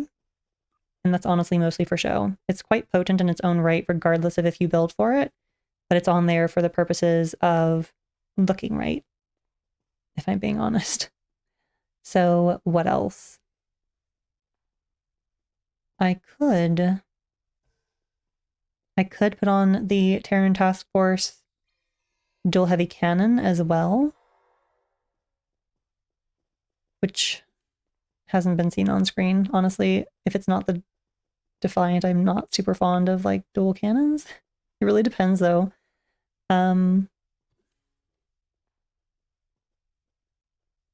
Let's proceed with Photon. I can always make another build that's quantums, right? So what am I going to put on here? Since this will be using Concentrate Firepower 3, which is supposed to have been updated so that it doesn't get eaten by pets.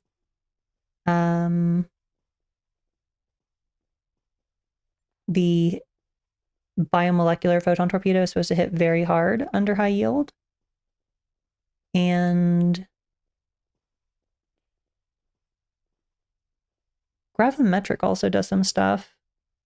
Kind of be tempted to use it, even though I really like the Terran Task Force photon torpedo for its visuals, and also because it has the same passive that the lower the enemy's hull gets, the harder it hits. So I suspect it must be potent, although I don't think it's like normally considered meta. I think I'm gonna skip on the cannon. Am I gonna skip on the cannon?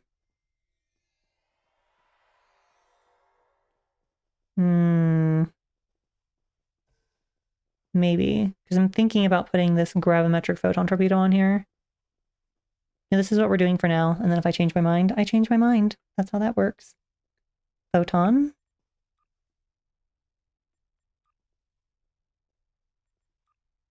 So these are all kinetic protomatter matrix infusers from the colony. You need a tier 5 colony, so either you need one or you need somebody with a merciful heart to invite you to their colony. Your colony provisions from your fleet are what will be used if you purchase from that store, so it's really no skin off their back other than having to go to their colony to invite you.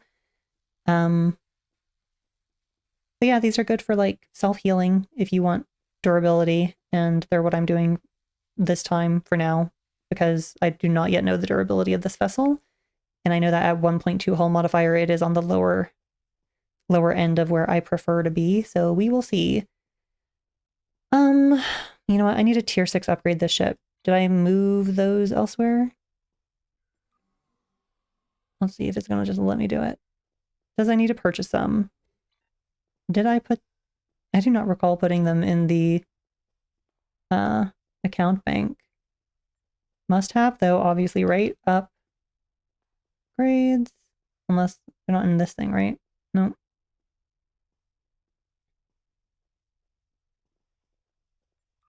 I did receive them, right? Hold on. Let's see here. With this, y'all aren't going to be able to see, but I'm going to...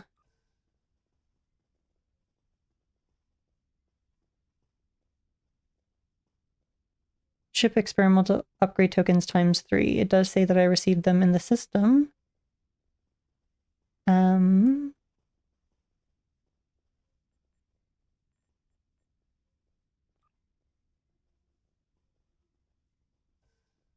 Okay, so let's see here. I'm just hoping, because if there is some... Okay, I stuck them in here as a separate thing instead of stacking them out of fear that they would also disappear.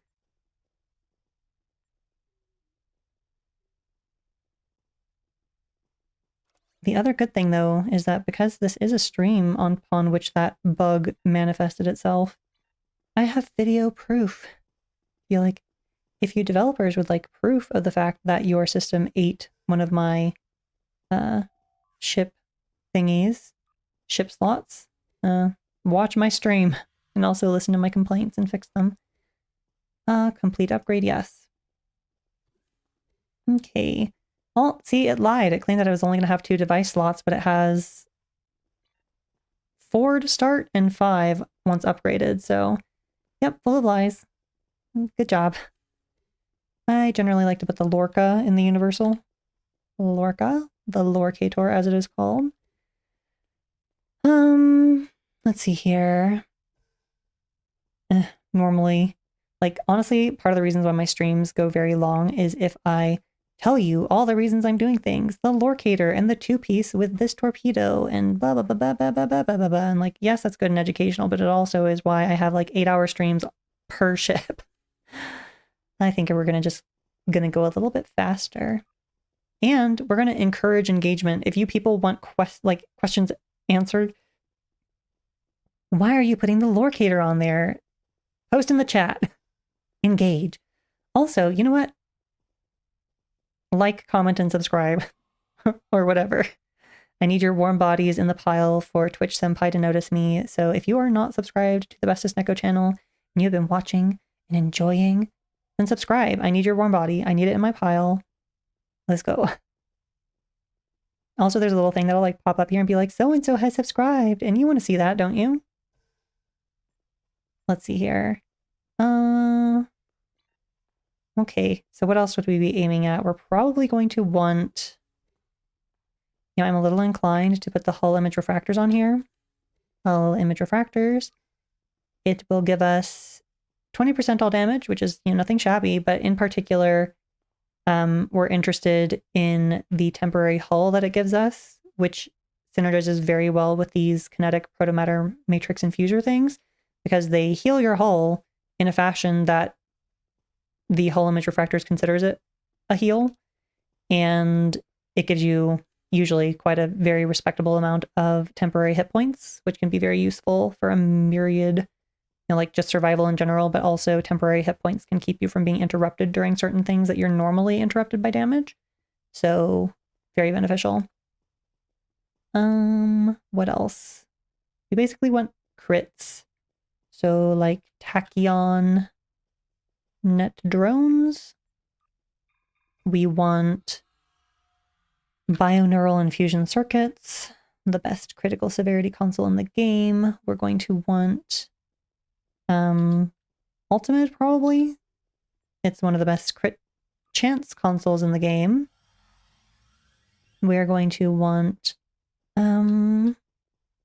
assimilated, the Borg assimilated console module, whatever it's called. It's one of the best consoles in the game, and it's been here since like the beginning. We're going to also want, see, the ferrofluid hydraulic assembly here is behind my head, so hold on.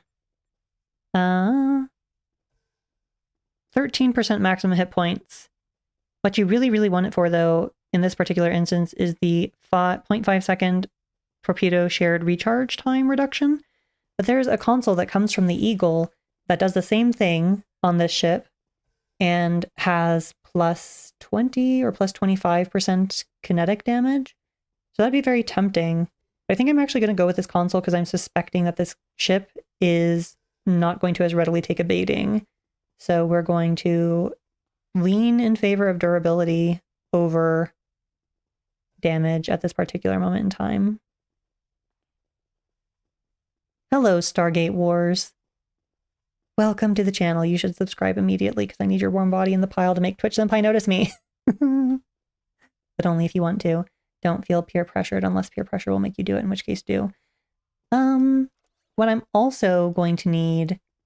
Oh, you know what? We're doing a mine build. So we are going to want all the mines. So Covert, I believe is what it's called. Covert Mine Launcher Suite.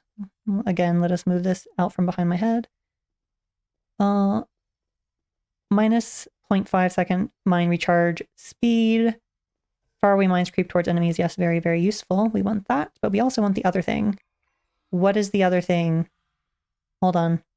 We're going to need to rack our little Neko brains about what that thing is called. It's something else mine related. Is it going to be like mine, perhaps? Of course not. Why would it be that simple? That's the other thing. Like, here's note to developers. Everything, like whatever it generally affects, like if I type mine in here, anything that touches mines, even remotely, should show up.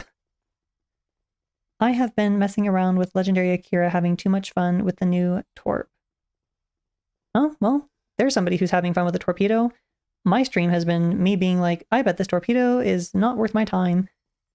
Not that I won't poke at it and find out if it is, but I have my suspicions, my kitty suspicions, my Neko sense is tingling, it tells me.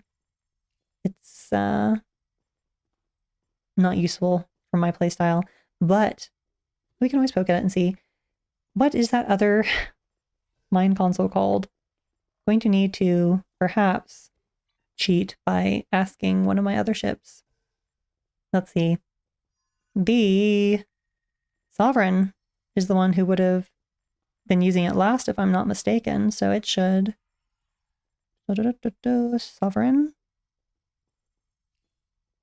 Yes, this here. What is it? Ordnance Accelerator. That's what we were looking for.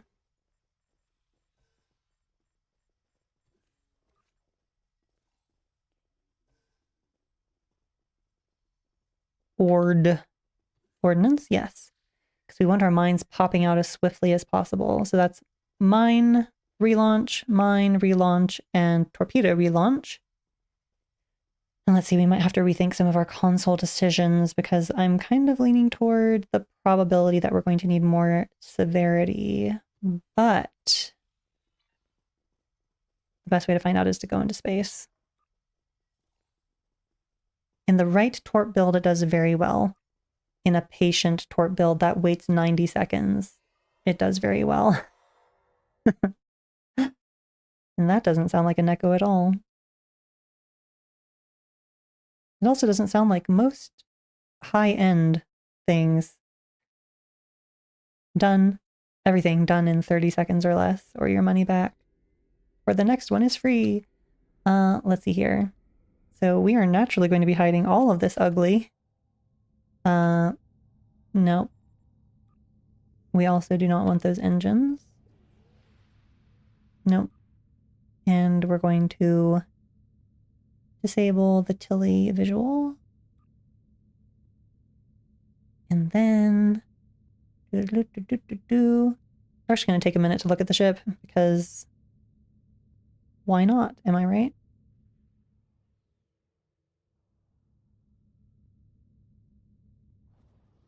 I should turn off other people's names. I normally like keeping them up because I feel like it's social to do so, but your names are clipping through my ship, so be gone. Let's see. She's a pretty nifty looking thing. One of the things I don't understand, I'm pretty sure that these are supposed to be impulse crystals. Like that's what they're called. And there seem to be impulse crystals on top of the warp drive for some reason. Like that seems like a weird detail. Otherwise, I think the ship looks pretty nifty. I'm thinking that this blackness here is meant to be a hangar bay for like the forward launch, and then this blackness in the back is meant to be the incoming hangar bay, maybe? Like that's my best guess at what those are supposed to be. Pretty nifty. Aft torpedoes, like nobody's business, yes. So, pretty cool. But I think I am going to go and change the ship to the Akira form because I do quite like the Akira. All right. So first, let's go ahead and look at our bridge officer situation. Rom. That's all correct. So we're going to need a ROM TAC 1, regardless of where we end up putting it. Because we want... Oh, okay, so that's a universal. We're going to have to decide what we're going to do with the universal. This needs to be command, so let's go set him ROM Eng 1 status. No, skills. Command specialization. ROM Psi 1. Skills. Oh, already on Miracle Worker. How convenient. And we do have enough. The ship could science if we wanted to. And do we? Perhaps for leveling. Like when we level the ship, we might want that. In which case, at the very least, we'd want a gravity well. We might not go balls to the wall psi on this because that would be a whole other build, wouldn't it? For now, well, I don't have mixed armaments energy 1. Do I have narrow? At the very least that. So, okay. And then we'll go get that in a minute. Concentrate firepower. Suppression barrage 3 for now, but I may actually want to test out the artillery ships. I don't normally use them, but they seem thematically appropriate. Let's see here. Do we want this ship to be...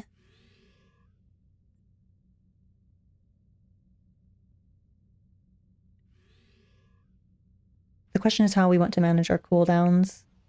I do have Boimler.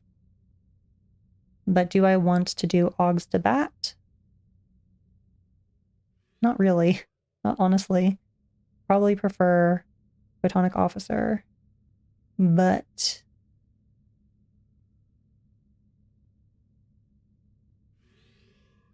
let's see here.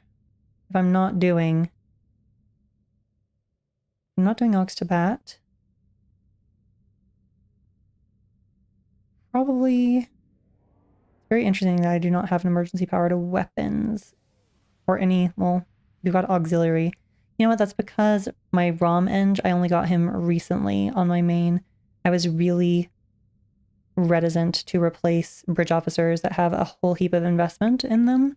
And so he's relatively new. I prioritized those bridge officers on other characters. And then this guy was like, he's good enough. We're not replacing all those expensive bridge officer abilities when it's good enough, right? But min-max is king. It'll eventually grab us all. I'm kind of curious, do I have a third ROM-TAC? Do I have a ROM-TAC 3? 2, 3. Yes, we have all three. So we can go very aggressively tactical on this ship, which I might want to do. Okay, let's see what we're working with. What I'm contemplating, let's see. I know the devs who built the search, hold on. Here we go. I know the dev who built the search function, he would have to rebuild the search function to do word search instead of just using the backend tag system, which I know he would have to ask to do due to the current version only interacts with a minor database, which does not need to ask for permission to add to the game. Well, even still, I feel like tags could be more aggressively used to grab all of the taggy things and make it go. Let's see here. But also, permission should just be granted because, you know, the developer should want their game to be good and modern. Let's see here. I'm thinking dispersal pattern beta 2. Chemosite-laced weaponry would definitely be good on kinetics. I'm thinking about the potential. Do we want this to use SAD for our pets? Possibly. And entwined tactical matrices go well together. So, I mean, I am tempted. Let's see. Scatter volley. Fire. Well, let's just go ahead and do that. That'll be our SAD triggers, as well as our entwined tactical matrices triggers. We will probably then want torpedo high yield. And then, is there anything else? Let's check these to see if somebody else has a best serve cold. And that would not be useful in this particular instance.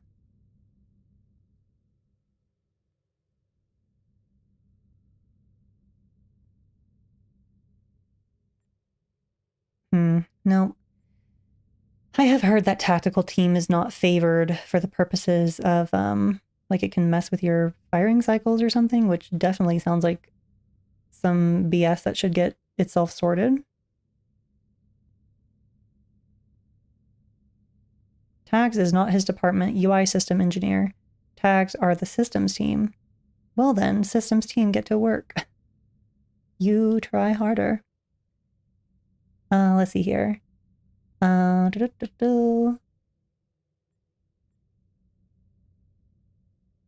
I want these in particular, because for one, I want my mines to actually do something, but oh, you know what? That's something that we're missing is like attack pattern beta. I would honestly prefer to have attack pattern beta in here somewhere, but how do we finagle that?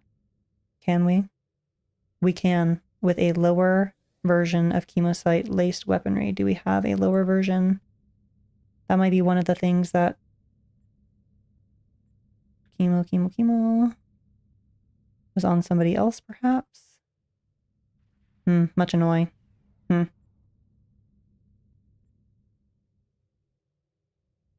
Well, we can always acquire it. I think that's what we're going to do. So we're going to put this to beta, attack pattern beta. We're going to move chemosite laced weaponry down.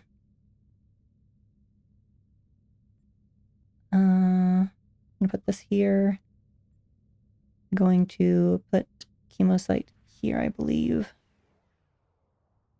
Oh, we already have it. Yay! Huzzah for paying attention. So yes, yes, yes. Yes, yes, yes. And then this is all good, except for we need to replace this with emergency powered weapons, probably. And although we're only using one energy weapon, maybe we should... Maybe we could just do this. Or maybe is a command ability useful? We'll see. And then this I wanted to get mixed armaments. Oh, yes, I believe. Yes, mixed armaments 1 should be able to go there. All right, let's beam onto... Where is it hiding?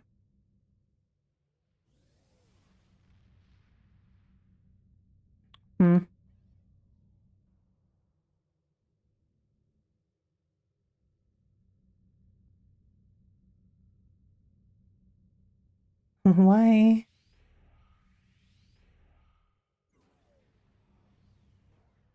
I'm not seeing the button. Is it here? Yes, it was behind my chat. Okay. Beam onto DS9.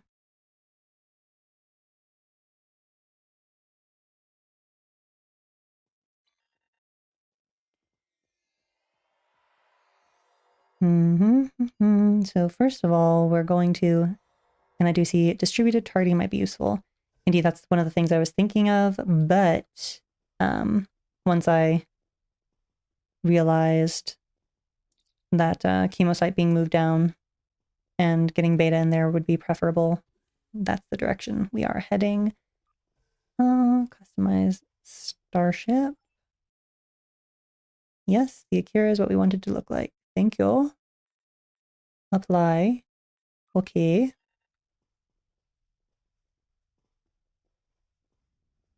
And then...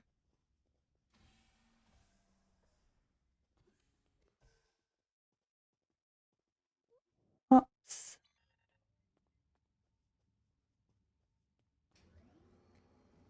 All right. Training of the buffs.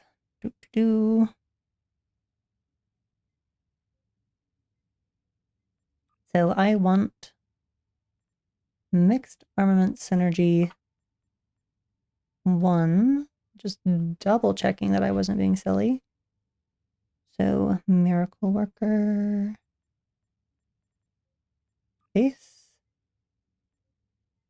Mixed armament synergy 1. Yes. And then I think I wanted emergency power to weapons to be able to go here. Just taking a moment to think. I'm also going to want to train the possibility of, I believe, artillery. The artillery ship summon is at this level.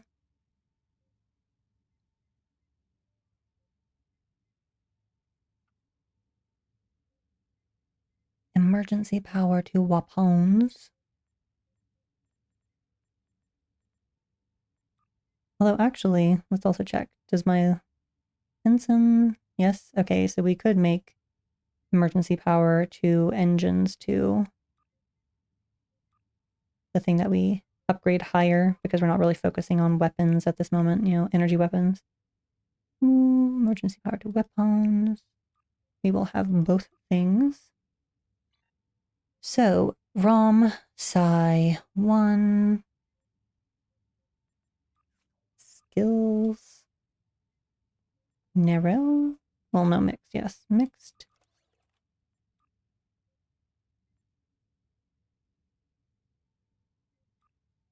And then ROM Eng skills.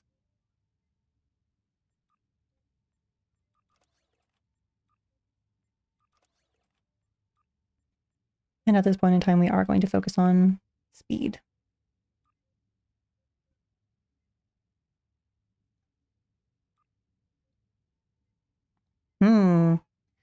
Although structural integrity collapse could be useful. Ooh. Maybe. We'll think about it. Yes. I think everything is generally clear, except for we're going to want to go. I'm pretty sure my pads are in the count bank. So we are going to want to get that artillery thing, maybe, probably, I'm guessing. Pads.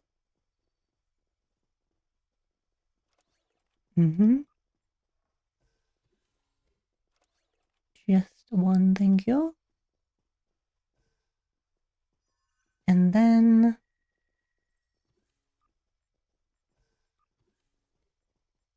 officer training. All emergency artillery 3.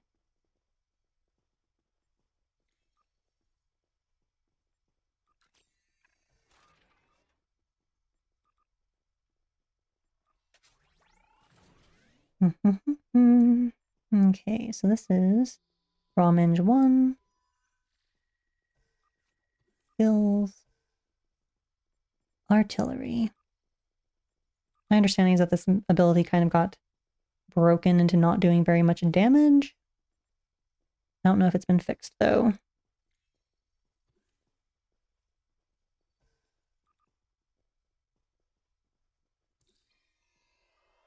But since it is thematically appropriate, I feel, for the kinetics, I want to have it as an option.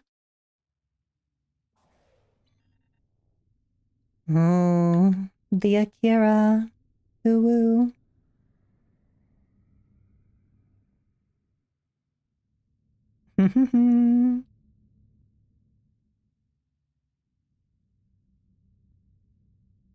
All right, so let's see here. Going to want to have this as a preset usually.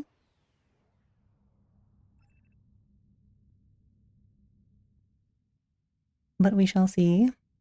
Whoops. Traits. Suspect that this pulled over the traits from the Sovereign. Because that was the ship I was on last, which is already kind of kinetically focused, but also very durability focused, which might be in the best interest of this ship as well.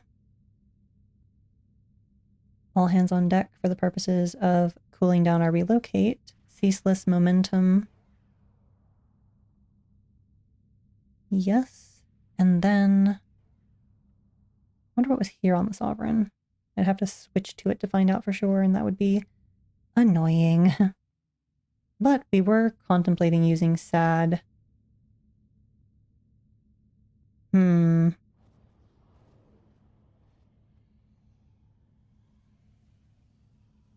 have to see. Entwine tactical matrices.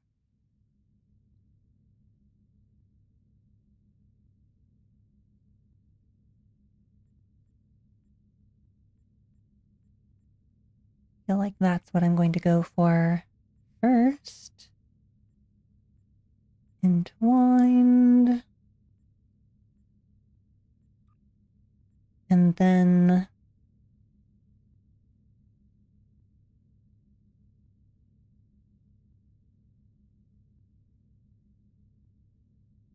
I might want to replace all hands on deck with SAD, since this ship has pets. We'll go ahead and do that for now. I can always fine-tune the build later. Alright, that's a little too aggressive on that scroll, wasn't it? Superior. Area denial.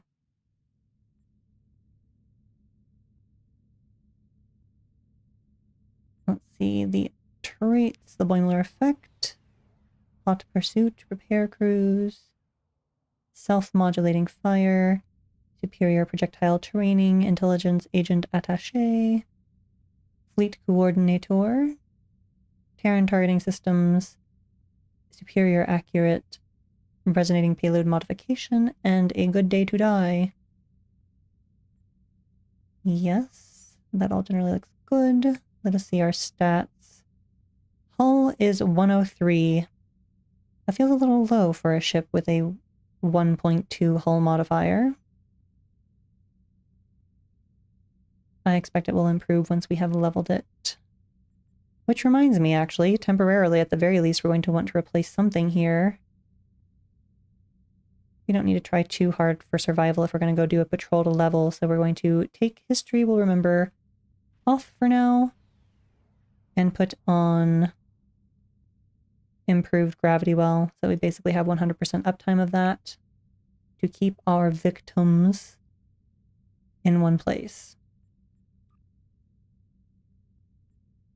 Okay, I think everything else is good to go for now. We just need to set up our bar. So, move this over here, go away. We shall keep these as possibilities, just in case we do ban... Well, we don't have tactical team, do we? I think that ended up... Whoops, not that. I think tactical team got the boot. It did, yay. You know, sort of yay, whatever. I like tactical team. I like to have these as options at the end.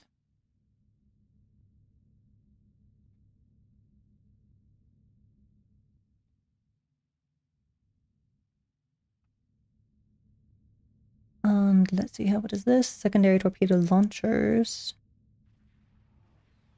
Ooh.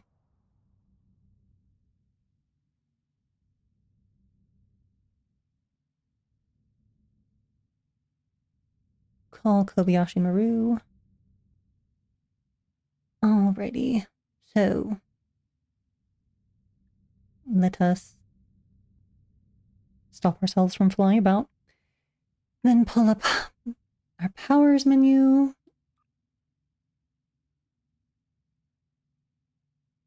Attack patterns. Fire at will. We're just getting some things onto the board, and then we will adjust them. Concentrate firepower.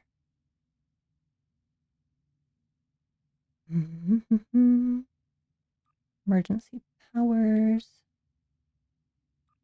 In this particular instance, we'll want engines first because, again, we're not really focused on energy weapons. We just have that Terran Task Force phaser beam on there because it is potent even if you don't build for it. And also because it makes the ship look right to have at least one phaser going pew, pew. Let's see here. Evasive maneuvers. I like that. To be there. Focused frenzy. And fire on my mark. Going to want to go down fighting. Fleet support. Gravity well.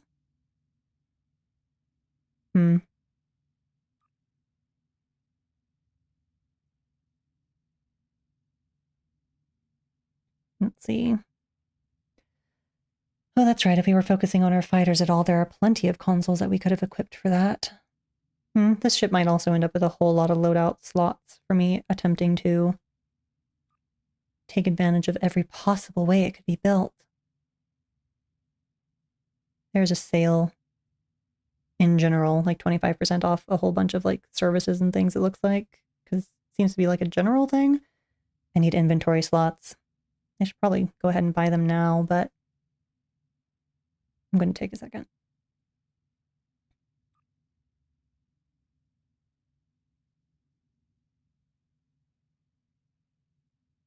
Quantum slipstream drive.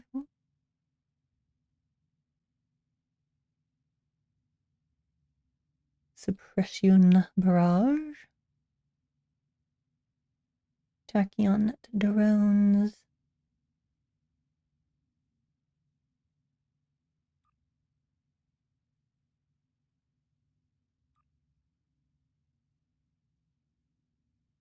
All right. Threatening stance, yes. You will give us the. You will give us additional hull capacity. Hi, I want to offer promotion of your channel. Viewers, followers, views, chat, bots. Okay, so it's some random advertiser bot person. We're going to ignore you. Let's see here. Torpedoes. Yes, torpedo high yield. Vulnerability assessment. Which reminds me, I feel like my mine ability has not yet been touched. Oh, relocate mines. Usually like that to be right there. We shall see if we relocate it. Mines dispersal. There you are. Okay then, let us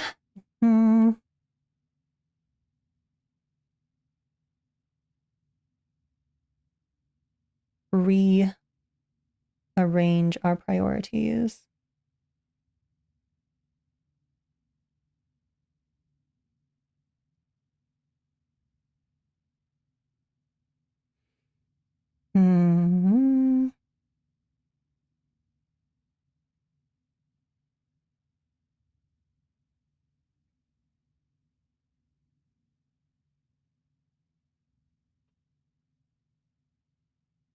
Yes, probably this here.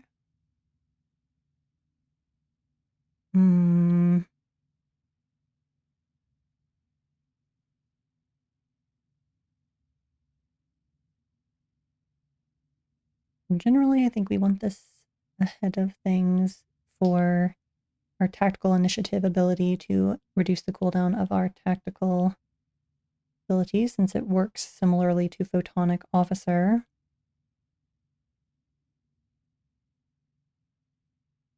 And then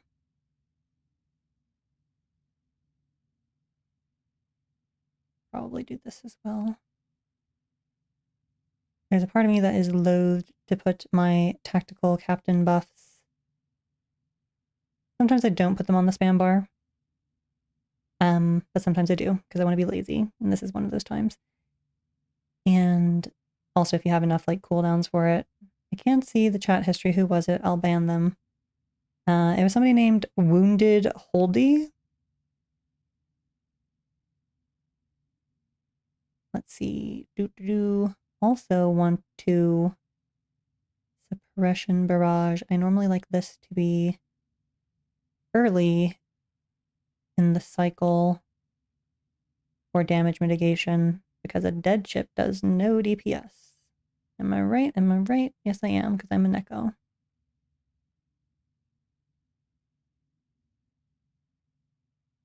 We're actually going to put it like real early, in fact. We do not want to find out that our Akira is a pushover. No, we do not.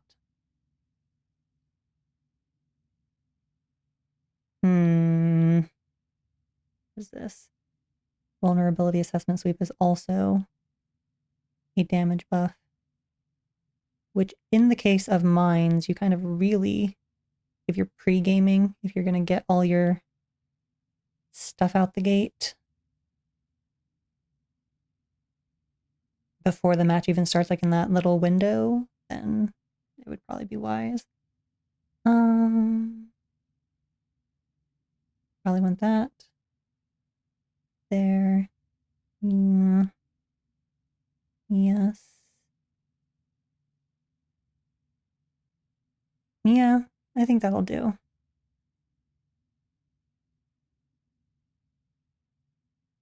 And is that it? Did I put... Yeah, I think I put gravity well here. Yes. Secondary torpedo launchers. That's going to be like a special ability, so we're gonna put that there for specific deployment. Concentrate. And we'll keep those separate for now. Let us also look at our consoles again real quick. Let's see. Critical chance 45%, critical severity 225. How do we feel about these numbers? Kind of feel like they're a little bit low, but we are kind of compromising crits for durability because I could always put photonic crit consoles on here to get the crits higher. I could always remove hull image refractors for more crit. But honestly, I think we're probably good to go for now. So we're going to save our loadout. And then we're going to go do a patrol. Should I? You know, I normally put up the parser, and I'm going to, because even though I'm pretty sure it will ensure that Kale never raids my channel,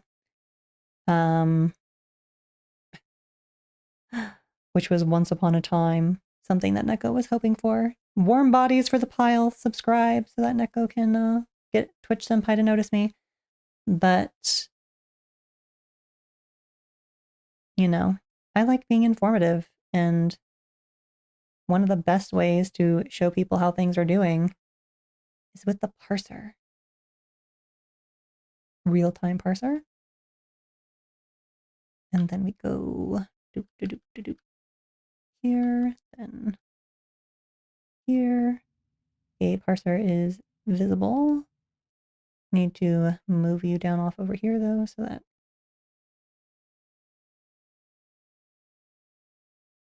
okay, for my personal. Okay, ready. We are good to go. Right.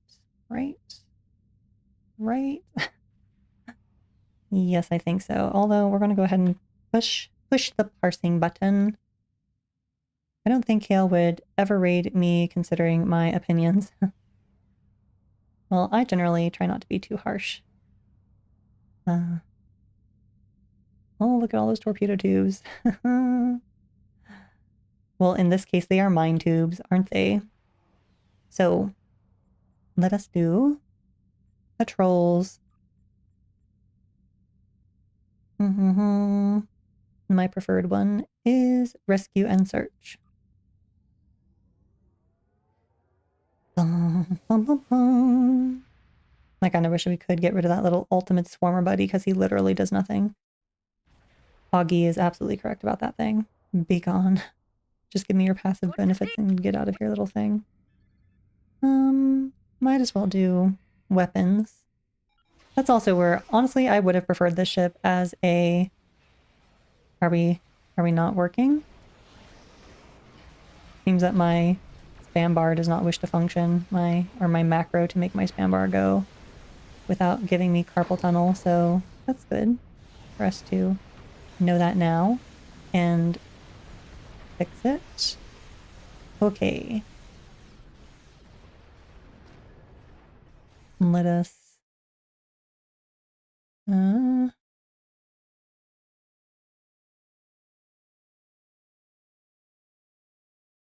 let's try this again, shall we? Here. I'm afraid I have some bad news. Yes, bad news. That rift's unstable. We need to hurry, or those ships won't make it. Klingon vessels are warping into your position. Is it working now? Yes, it is. Huzzah. There's a very strange thing that happens when I start streaming where it, like, makes me have to restart my macros, but I did not have this issue with a thing I use to make certain things transparent so I can, like, still have them, but they're not, like, entirely in my way type of thing. Whatever, it's fine. That's one It wouldn't be a bestest Neko stream if there weren't technical difficulties. news, I'm afraid. Klingon are approaching our position. Let's see.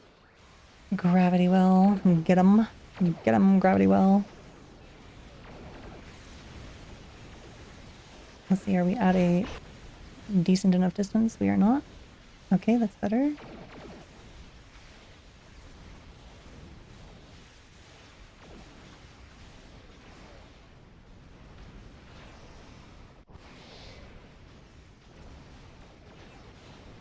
We are once again having that interesting issue where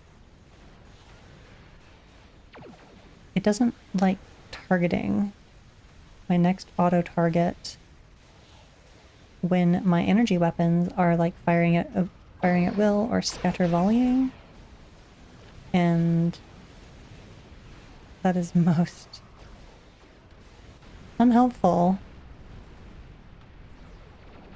Which is why I very often put in the kinetic cutting beam, because it tends to, it doesn't work with those firing modes, and so it tends to be pretty good for alleviating that issue. But, let's see. What would we take out? Matter Dark, not Bio. I'd kind of lean toward taking out the Gravy, even though it's probably technically superior to remove some other something.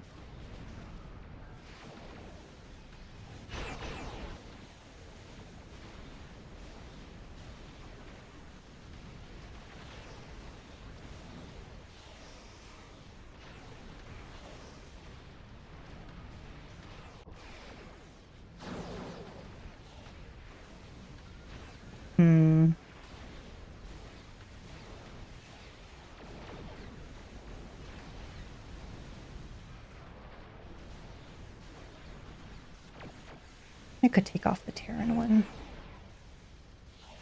Do I want to? Maybe. Maybe. I mean, if we were going for pure aesthetics, we would take off the biomolecular for the cardinal sin of being green, but... It's supposed to hit really hard under high yield, so... kind of want to keep it. And torpedoes are where I can really make exceptions for mismatches because, arguably you could be firing any type of torpedo from a torpedo tube. All of Starfleet doesn't have to change its ways. Like, you don't have to change the color of the phasers. You can just, or it's really weird when you have phasers of different colors coming from the same arrays. Like, this time it fired green for some reason. So I don't really care for that, but mixed color torpedoes is perfectly acceptable in my book. And generally always just take fleet marks because we are loaded to the gills on every other kind. We're just going to sit here and collect our noms. All these presents for Neko. Nom nom nom nom nom nom. I know Goody would be most disappointed if the presents for Neko song were not sang at this occasion. The feast. The feast of noms.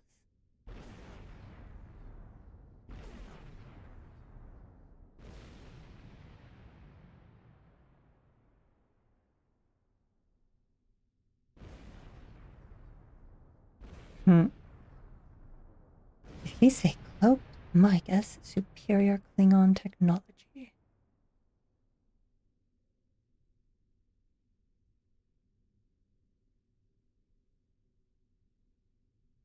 Dun, dun. Okay, so. Is there anything else? Right. I'm gonna have to contemplate.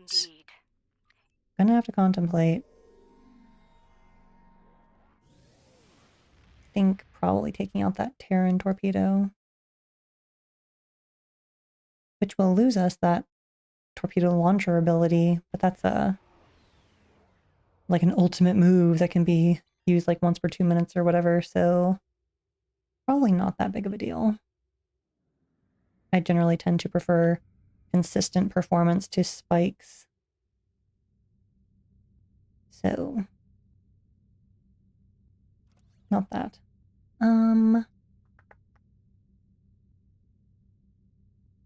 Kinetic cutting beam.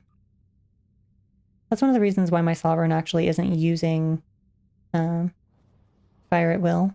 It's not using Entwined Tactical Matrices. It was doing very, very well without it, in spite of being a kinetic mine ship. Which is why I'm also quite tempted to try it here and see how things perform. But we shall have to see. Loadout 1, save, loadout 1. What else? Okay, it was, well, first of all, let's just see. Mastery. Okay, we're done, other than unlocking the new trait, which is useless. Yep, still the same. Still useless, so yeah. Yeah. We don't care about that, honestly. It'll get there eventually. Let us see, where our hull went from 103 to 109. Not the worst, not the best. Let's see here. Our hull should be more substantial with, right, we're going to go ahead and swap back. We are not going to be retaining gravity well.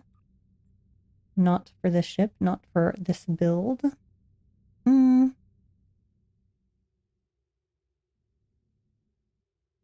History will remember, yes. We're going to reslot that for our survivability. Kind of would like to have all hands on deck back, but the debuff and DPS boost to our pets from superior area denial is scrumptious.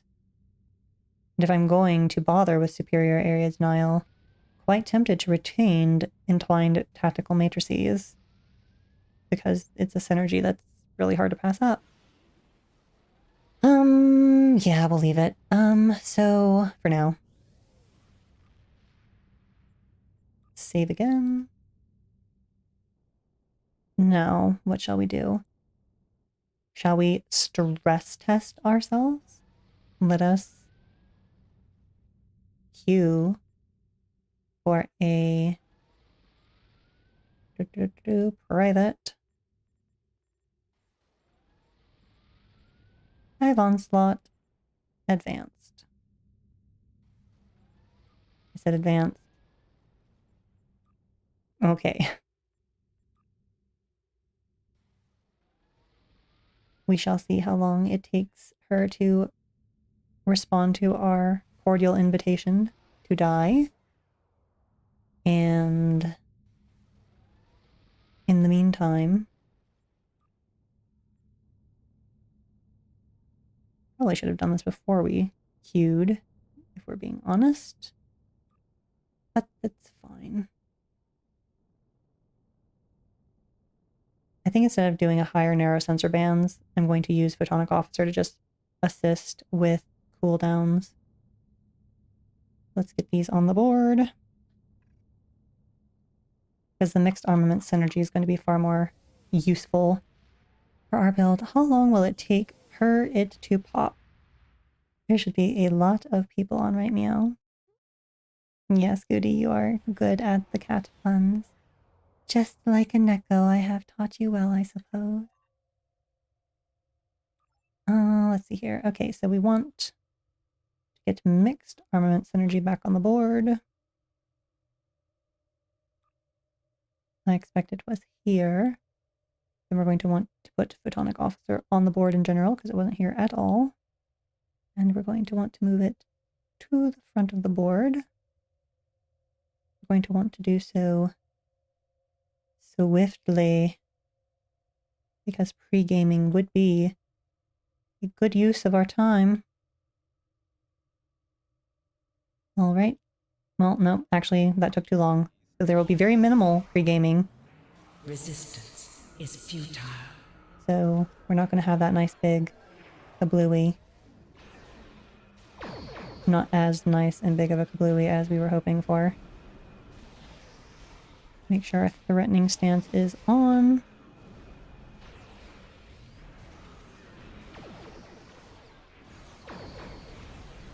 we do not want to get too close because I am suspecting the ship of being a bit on the fragile side.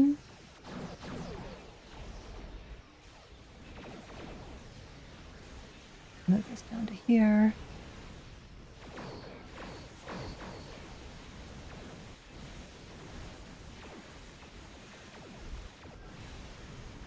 We seem to be doing fine so far. So fears of fragility may have been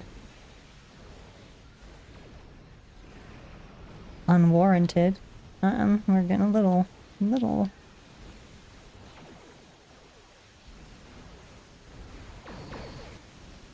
we're doing okay. We are doing acceptably.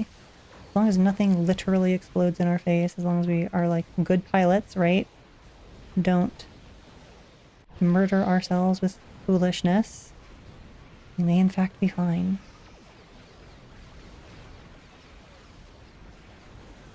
Oh, getting some ouchies.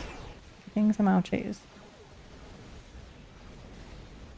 I was trying to save my concentrate firepower and not use it on this one, but might as well. I'd like the spheres to just naturally go away of their own accord with the mines. Like my unrelocated mines would hopefully just end them. We shall see. Oh, was that a cube? Is that a normal cube? Let's see, there's gotta be... There's a tactical. Relocate. That'll teach you, won't it?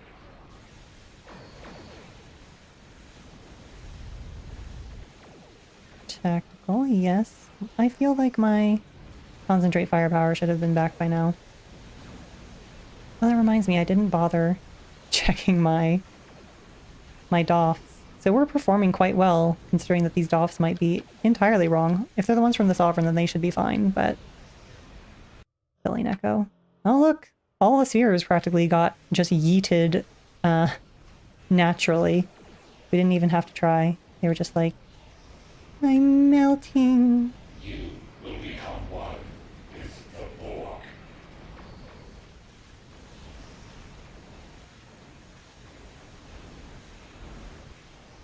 Wow. Well done. Bye-bye now.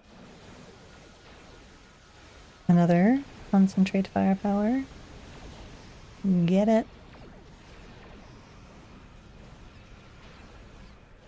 And do a little checky check, make sure it's not sending a green ball of doom our way, because we do not like those. Return to sender, please. Destroy this vessel. Then we shall summon all of our thingies. Give her all of our debuffs. We shall concentrate our firepower. And because we're kinetic, we don't care about your feedback pulse, lady. Oh. This went very well. There were no deaths. Is not the end. Our hull never went even into the red, just yellow at best. And, well, she's about to blow up in her face though, so, or, let's see. You know, we're not going to avoid it. Huh? Well, maybe we weren't close enough, but it didn't really that hard. Let's see what our hull got up to while under the effect of all of our stuff.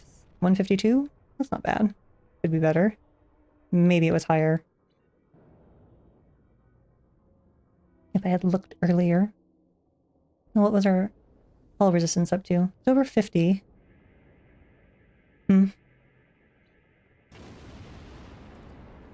Yep. Check for the escape pods.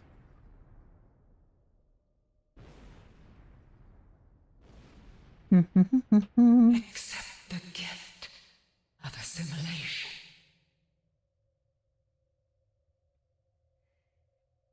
Gouty Man says, give me more head pats, I'm good for it. Boop.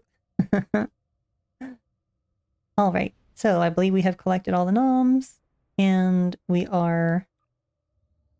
I think we shall, for one, check our duty officers to find out if we have been foolish. And then we shall run an ISA. And that's the thing, is that like the DPS number on this wasn't, you know, crazy high. It's not a bad number, but it went very smoothly, right? Like, to me, I enjoy that. Like, I'm sure that there are people out there who are like, oh my gosh, it wasn't done in 30 seconds. That's horrible. But for me, it's like, I was never really in danger of dying for the most part. I think there was that one time where we were getting a little bit lower there, and I'm honestly not even quite sure why. But it was a smooth ride, and everything went down just like blam, blam, blam, blam, blam. Yeah, I'm good. That is a successful maiden voyage for Neko. All right, so duty officers. Roster. Active space. Oh, how interesting. Technicians. 4. Well, first of all, are these chance to recharge mines? Mines. I would probably be inclined to have even more mine take this dude out. Possibly. Technician. What would I replace technician with if I'm not going to use technicians on this build, which I was not planning to do? Could, but not planning. I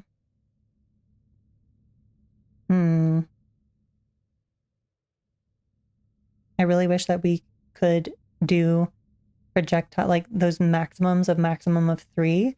I wish it were like maximum of 3 per. So I could have like 3 for torpedoes, 3 for mines. That would be nice. But no, that's not how the game works. The emergency con officer. And I think, let's see here. Let's look. That's right. We can't use. Okay.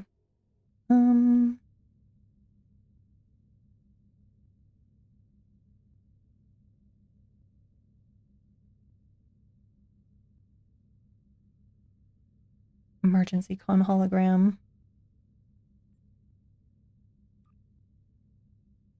I might actually be inclined to put on, there's a duty officer. I think it's a matter antimatter specialist.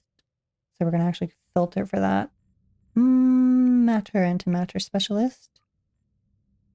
Og's power to inertial dampers. It should give us energy weapon resistance to make our ship even more durable. I think we're going to... what else could we put on here?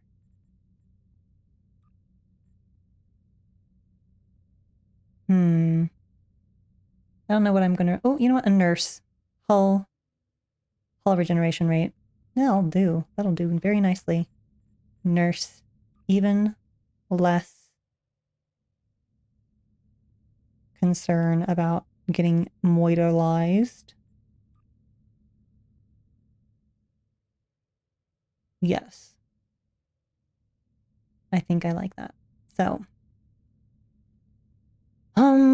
Right, we're going to be taking off. We're going to be switching around. This is going to be emergency powered engines. This is going to be auxiliary power to inertial dampeners.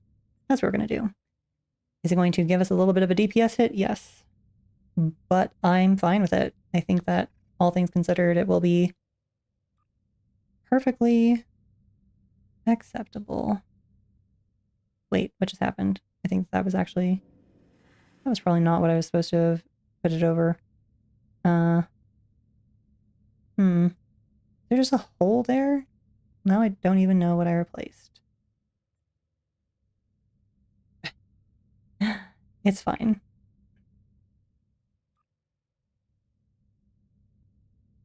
Kind of tempted to put that one first. For the defenses. You know what? I think I'm going to leave a hole for now because who knows? I might be like, oh, that's what's missing. Save our loadout. And the reason why I wouldn't just like,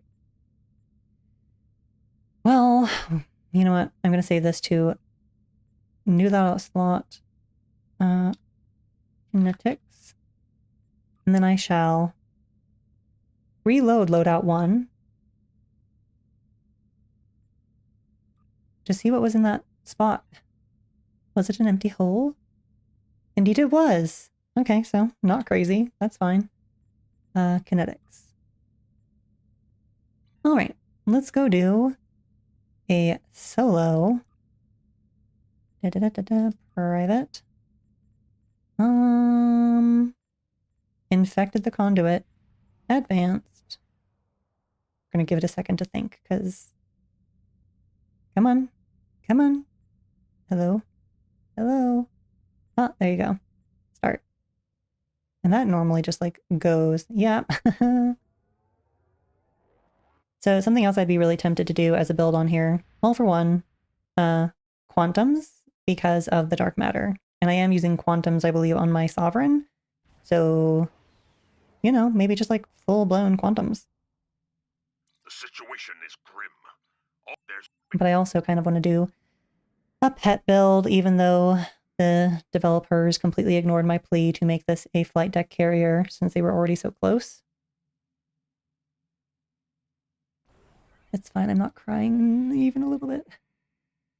But a pet focus would be, you know, fun to do so that at least I can honor the designer's intention, even if the developers refuse to.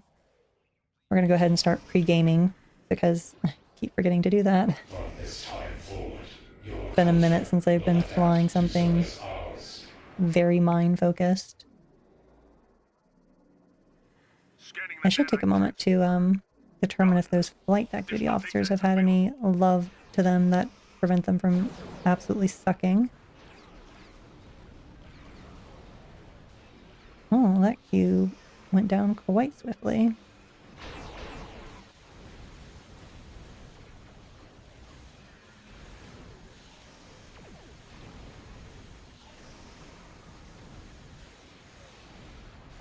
I chose not to teleport my mines in immediately because I want to save that for the first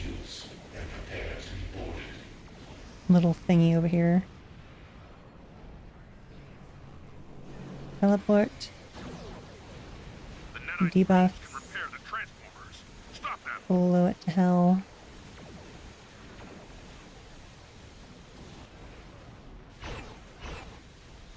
We're going to go ahead and take a few seconds over here to destroy the things so that hopefully we don't have to do too much. Come back and clean up.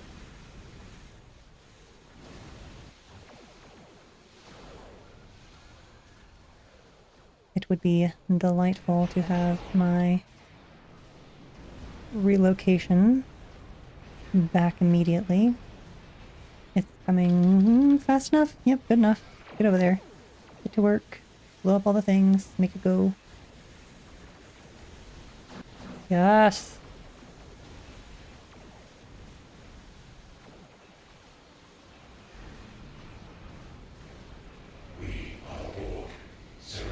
Come to think of it, gravity well may still actually be relatively useful. Just to have generally. But I'm not sure if I would bother with improved gravity well. But it could be nice to, I want is the gate. Yep. Big on.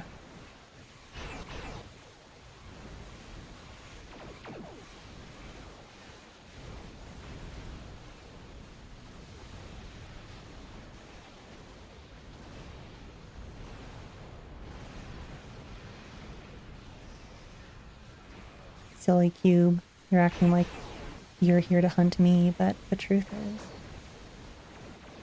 I don't care that you snuck up behind me, because that just means I turn around, and then you will regret it. resistance is futile. Seems that there's quite a few ads in a hindward direction. I see lots of beams. Would have been nice for them to come cuddle ads. I want you to all blow up.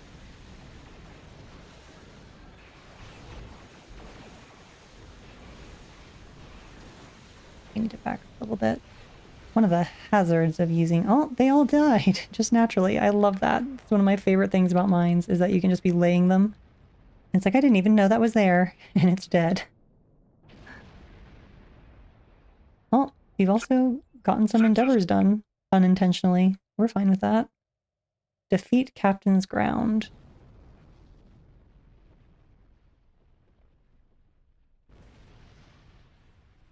That would only ever happen randomly or by intention. Oh, let's see here. Oh, the game reminding us that we need to buy more inventory slots. Okay.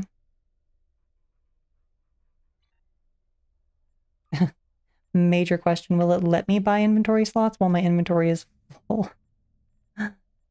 Slots and services. Reset. Da, da, da, da. Inventory slots. On sale, 25% off. Click it, and then... Oh, looks like it will. Just doing a quick little thinky thing. Yes, we're gonna go ahead and buy it. Buy.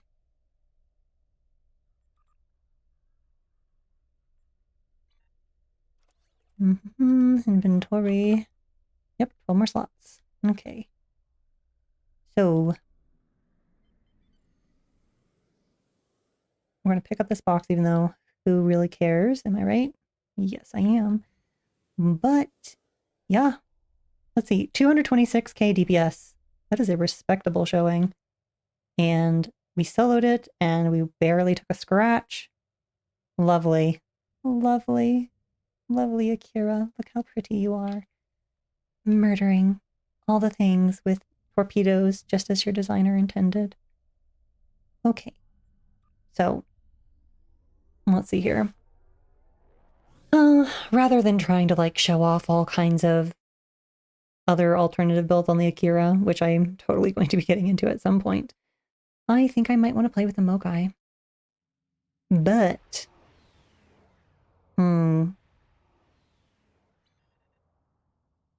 question is, how big of a pain is that going to be on an actual Romulan? Like, do I have a Romulan that is set up to do the work? I think that my science Romulan, who's on the KDF side, alignment-wise, is set up for the exotic shenanigans I was thinking of doing on it. So maybe we'll do that. Because, I mean, my main, this dude, Cyclops, could totally do the build. But I kind of like, you know, being thematically appropriate and doing Romulan things on a Romulan. I think we shall. We'll at least go look, and if I'm wrong, then we will change back. But if I'm correct, then my science Romulan will just have another ship of science sort of lean. Change a Chedaktar. Okay, his name is Orin.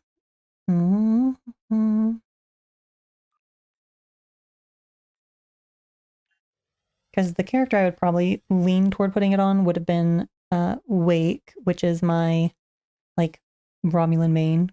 I'm using air quotes here, you can't see.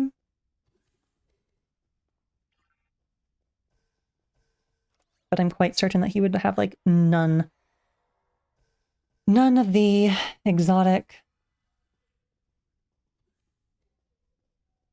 The consoles, I'd have to be, like, claiming all kinds of ships to get the consoles, and then I'm pretty sure he has, like, none of the traits, so it'd just be a very... Like, a lot of the stream would get consumed with getting all the traits on there, and we don't want to do that. So let's see here.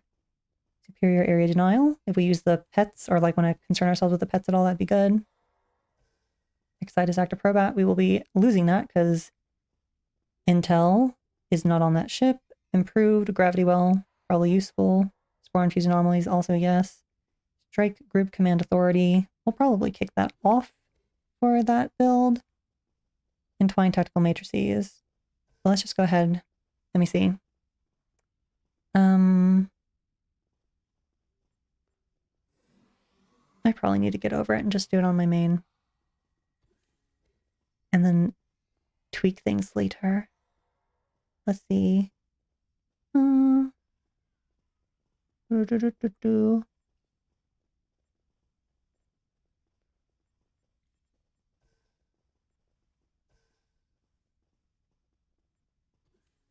I'm just trying to see if there's anything that stands out to me as like, nope, we don't have that. That's obviously going to be a problem. You know what? I'm going to suck it up. I'm going to do it on my main because another reason why streams can be really long for me is if I'm like, we're going to put this ship on a character that's not really honestly built, then we have to do so many patrols to like get the traits to do the thing, and like that's fine, right? Like that's fine. We can do that sometimes, but like not all the time, right? Not all the time.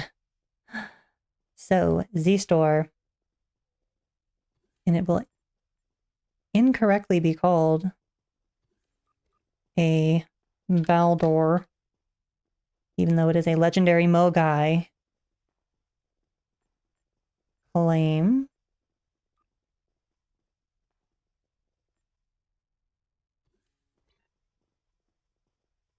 We're going to name you Mogai. Done. Okay, so what are we going to do first? Because we are aiming at exotics. First and foremost, we are going to turn on settings, options, from basic. It should be move equipped items to newly ready chip. We're going to turn that on. Then we're going to switch to an exotic vessel, which if my temporal legendary temporal NX is let's see, Columbia. I'm betting that this is what's going to transfer most readily. So let's ready this starship. Then we're going to go ready the Mogai, which, let's see, RRW Mogai. Ready starship. I'm going to continue without save because I haven't changed anything.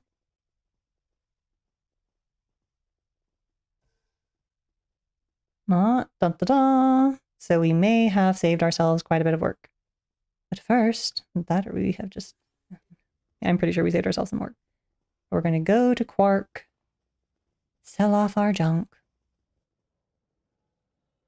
and then we will go from there because What can I get? I would have removed the consoles that came with the ship, but I think it said that if you do anything to the ship, tier 6 coupon gift pack, it would be very handy if that did not display itself as something that could be deleted.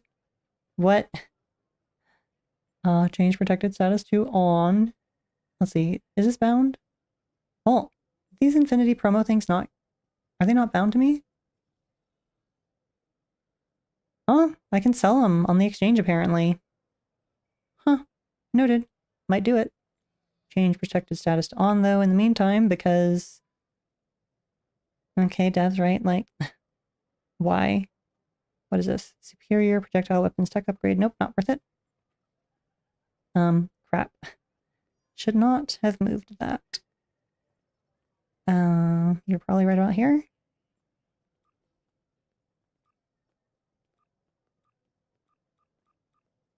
When we get to some... Yay, it worked.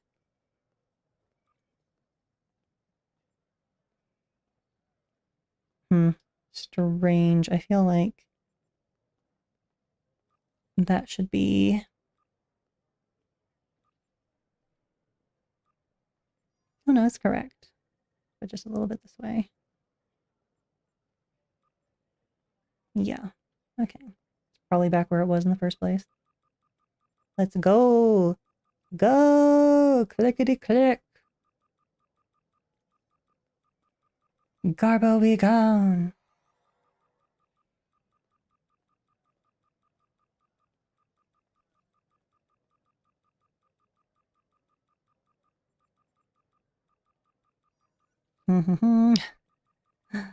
Okay.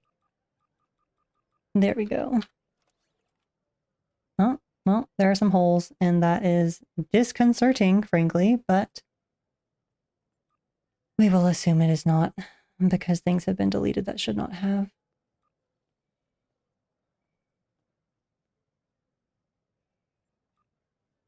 Let's see here. Infinity lockbox. Don't care. Be gone. And then, what is this?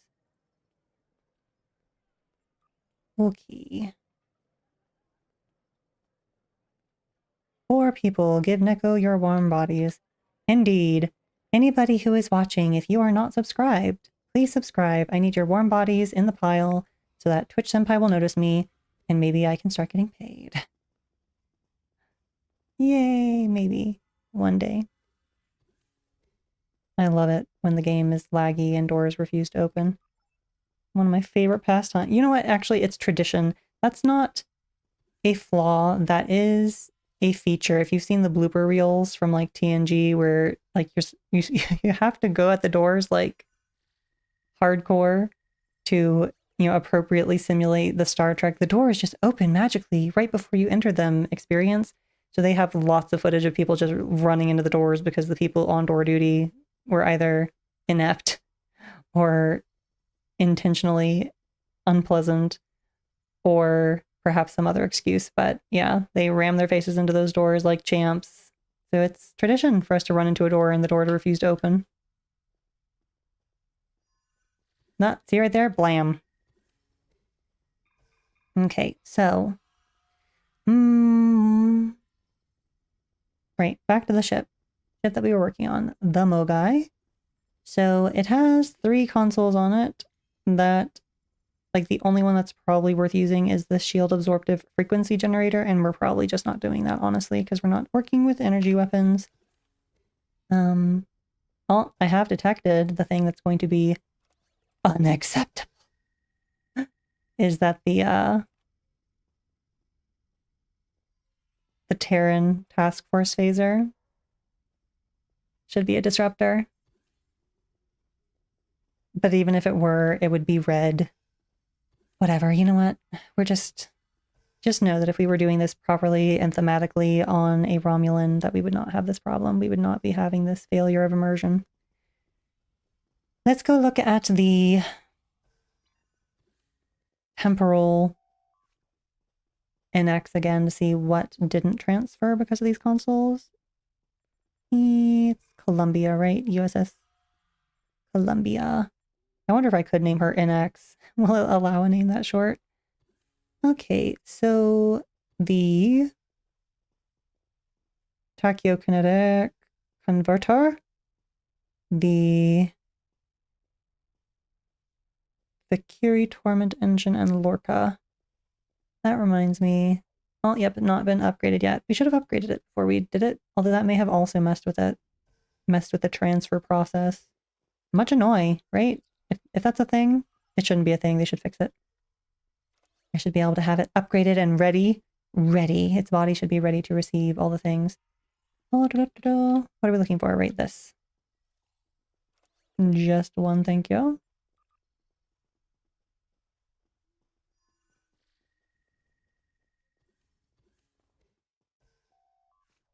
Upgrade.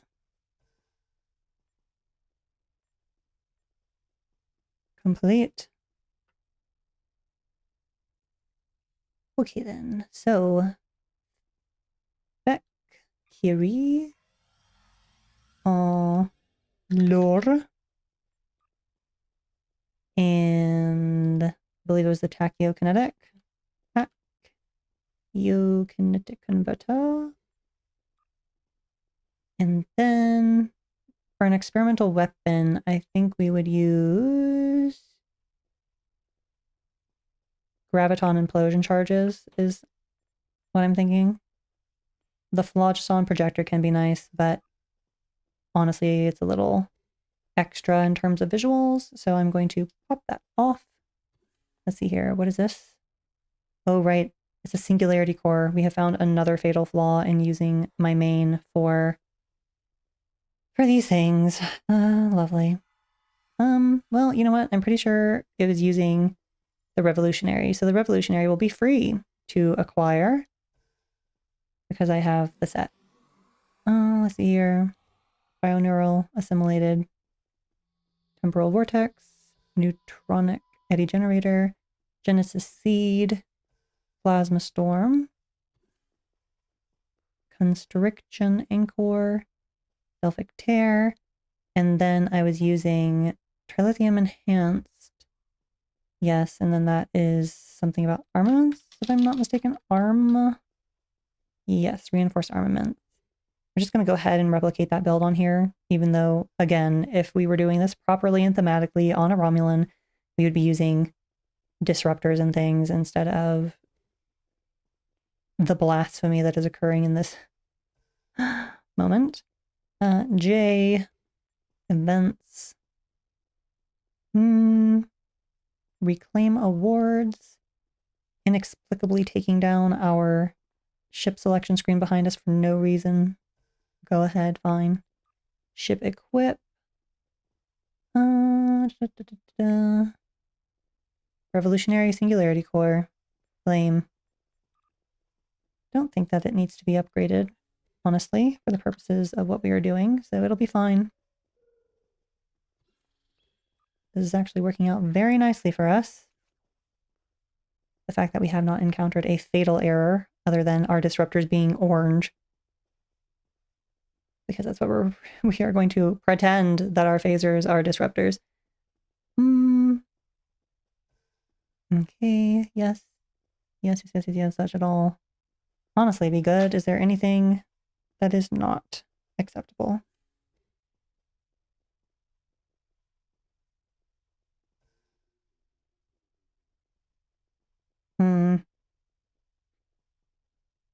What could be better than the tachyokinetic converter here? Let's see. Well, except for it has control expertise on it. I'd really not like to replace that.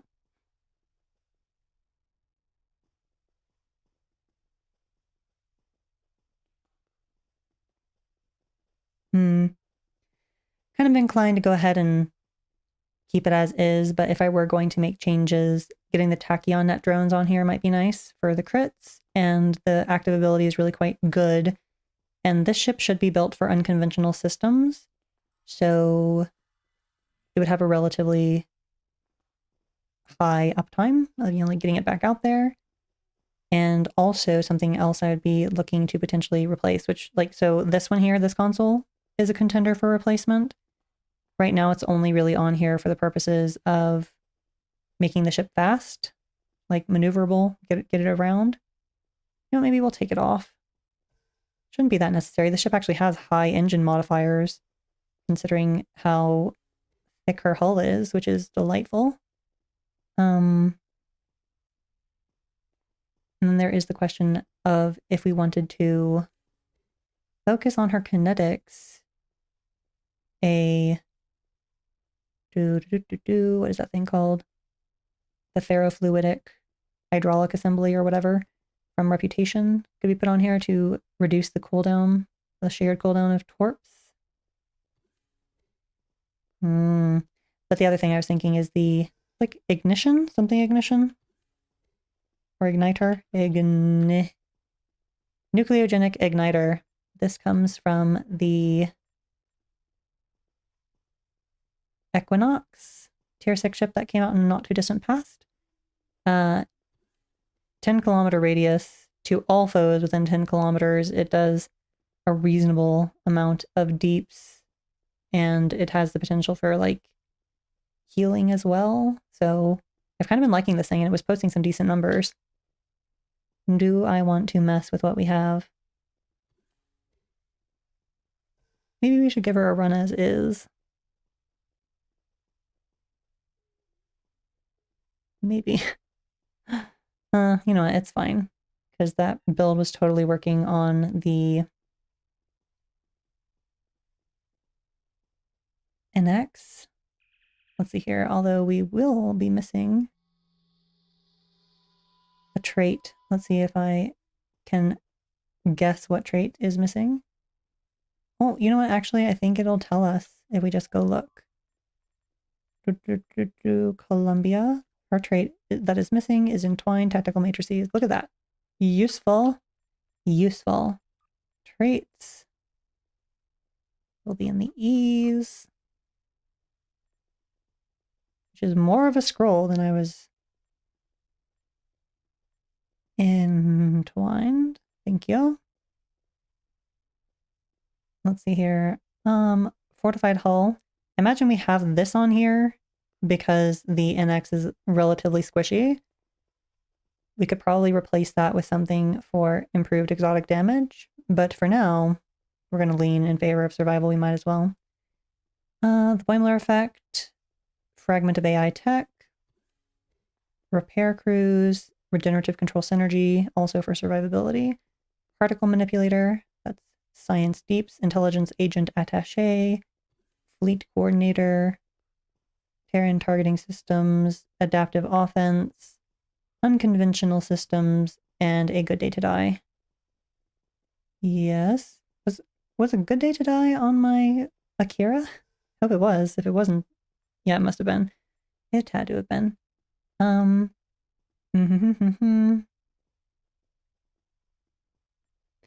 Improved gravity well. Spore-infused anomalies. Weaponized exotic particles. Kick them while they're down, because what else would you do? Vanguard specialists. Don't think. Yes, I needed a logo. I have lots of things on my plate. I have lots of things on my kitty plate, and I don't have time to do all of the things, including things that I intended to do long ago. I've gotten around to, because things keep cropping up. Why would I have Vanguard specialists? In this particular instance, it would only possibly be used for if we are going to use the pilot abilities, and we shall not. And if we were going to be using recursive shearing, which also I'm thinking we will not, because we're going to, balls to the walls, exotics, and generally recursive shearing is either not going to help or would be relatively redundant. So no. But I am honestly quite curious what my NX is looking like that it has that on there. What we're going to go for is actually improved photonic officer, because I'm pretty sure that we'll be having that on this build for the purposes of both improved exotic damage and cooldowns. Might as well.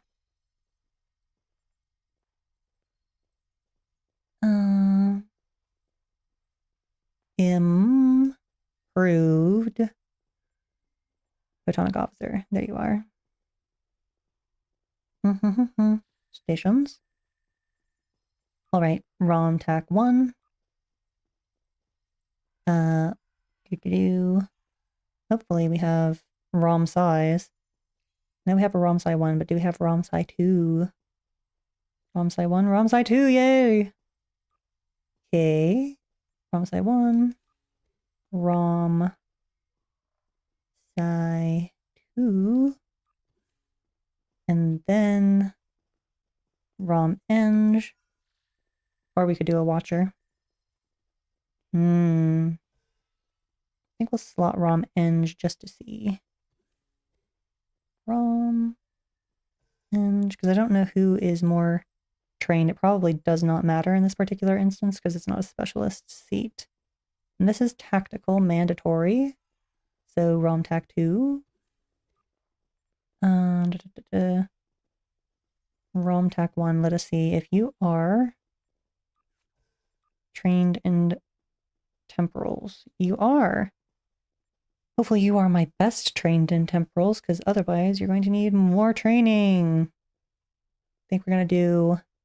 I'm actually kind of tempted to do chronometric inversion field 3 for maximum enemy damage nerfing. Because I suspect the timeline collapse is not honestly going to do that much for us in terms of crowd control. So we'll just rely on gravity well for that. Put in timeline collapse 1. And then Heisenberg amplifier. I believe lower is actually better for like how far it transports things. Well, teleport 1.5. Let's see if level 1. Teleport 1, yes. I would actually like things to stay clumped, thank you. So we're going to be doing level 1 of that. Let's see if there's something temporal in here. Causal reversion. Not sure I care. Let's see here. So, if I don't care, we're going to be doing fire at will, scatter volley,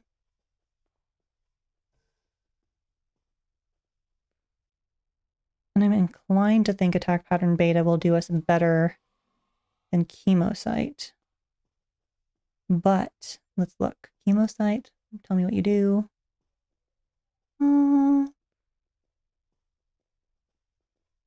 It'll apply radiation damage. Nice 12.5. Yeah, I'm betting beta will do us better. So I'm going to keep my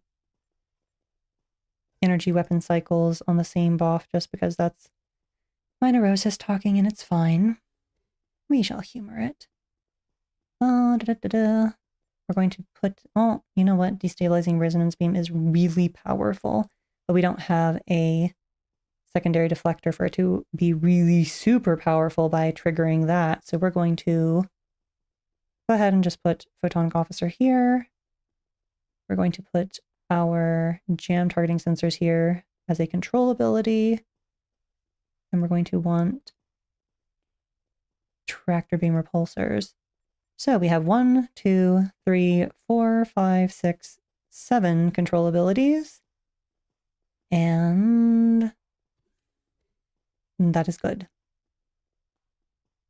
Now, let's see here.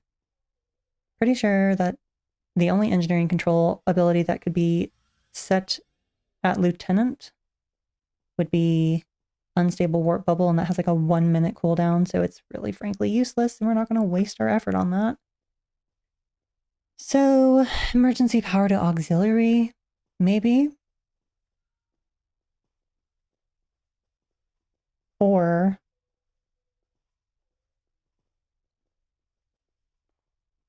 potentially augs to dampers here as well could be in order. Everything else is set, so let's look at our duty officers and see what transferred over from the NX. Projectile officer.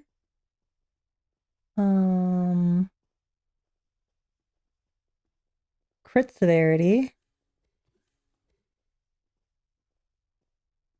Chance to reduce torpedo. Augs to inertial dampers. Oh, looks like my NX was built that way. And then 1 nurse and a con officer. You know what? Looks like projectile officers. We should have a projectile officer that is available to be used. So projectile, pro. Where are you? Projectiles. Torpedoes. Either recharge time of torpedoes or let's see if we have something about like chance, critical chance on firing projectiles. We do. But do I care? Is it really going to be helpful? I'm thinking that torpedo relaunch time is going to be more beneficial. But it's so hard to say. Yeah, I'm thinking that torpedo recharge torpedoes is what we want. Put on active duty. And then I would honestly be tempted to make sure that we have 3 of them, but this chance here, probably too good to pass up. So we'll leave it.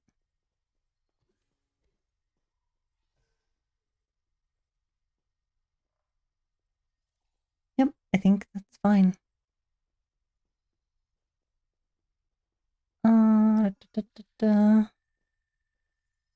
Stations. Okay, so we know we're doing augs to dampers because that bridge officer was already there, and we are going to respect the choices of past Neko. And traits. Did I replace? Yes, I did. That is good. Yes. Yes. That should also function. Yes, yes. Okay. I think we should be good to go. Again, there will be some blasphemy involved because our energy weapons will be phaser-based.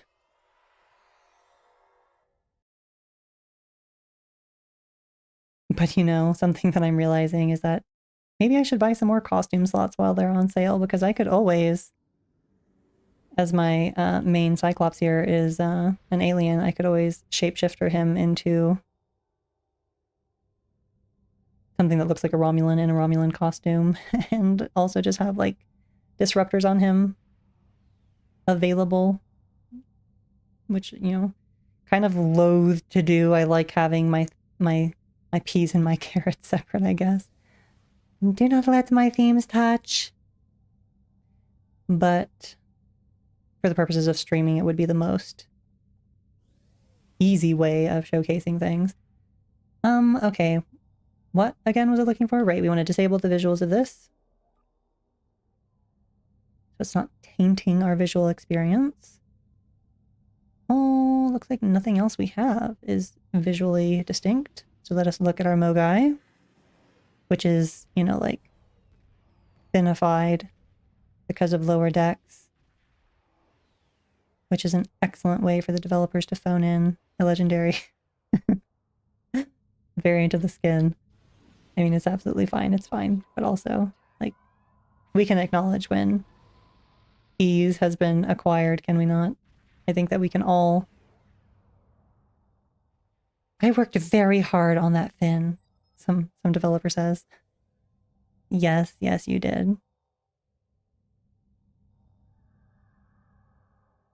I don't know how I feel about it. The fin. I would be inclined to take the fin off for the purposes of I very much like flying the, like, original canon type thing.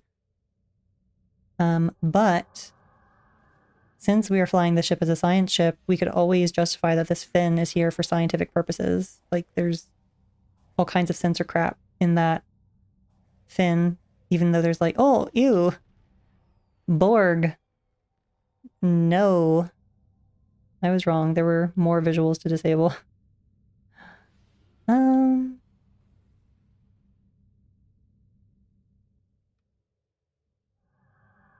Pretty spiffums. Alright, so now we need to put some stuff on the board. Get rid of these. Nobody cares about them. Put these here. What is this? Capacitor, nobody cares. Cloak. You know, that's the other thing that we are not going to be able to take as perfect advantage of, is because Federation characters do not have access to Superior Infiltrator. So some of the ship's performance is going to be not on display. What is this? Warp Shadow? What is this? Constriction Anchor. What is this? Singularity Jump. Nobody cares. What is this? Delphic Tear. Useful. What is this? Yep, you go here. What is this? Nobody cares. What is this? Probably right about there. Right about there. What is this? Actually, probably you here. You here.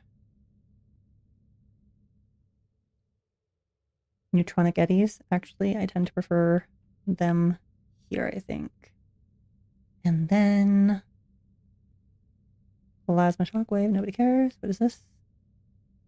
Quantum absorption can actually be useful. We'll see. You might be there. What is this? Yeah, I already got that. What is this? Call Kobayashi Maru. Okay. I think we are ready to begin actually doing stuff. And first and foremost, I generally actually do like to put on evasive maneuvers in its appropriate place, because that helps me to delineate what is my spam bar and what is not my spam bar. Fleet support. Right here.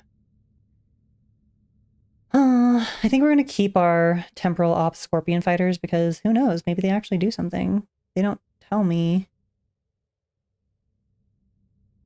how and why they apply stuff.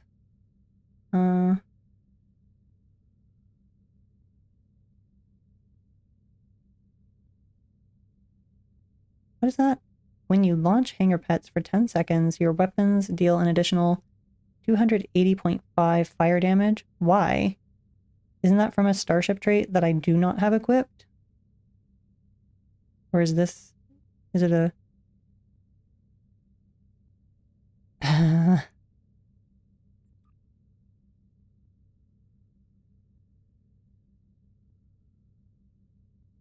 yeah, I don't know what's going on there. I don't know why that's saying that.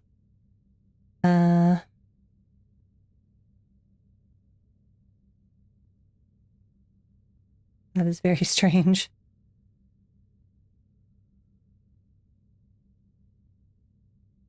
More details.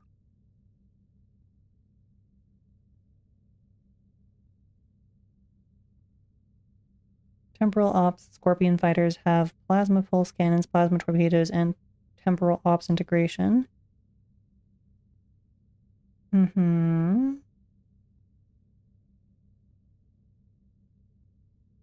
Temporal ops integration causes the fighter's weapon attacks to have a 15% chance of applying a stack of entropy to the target.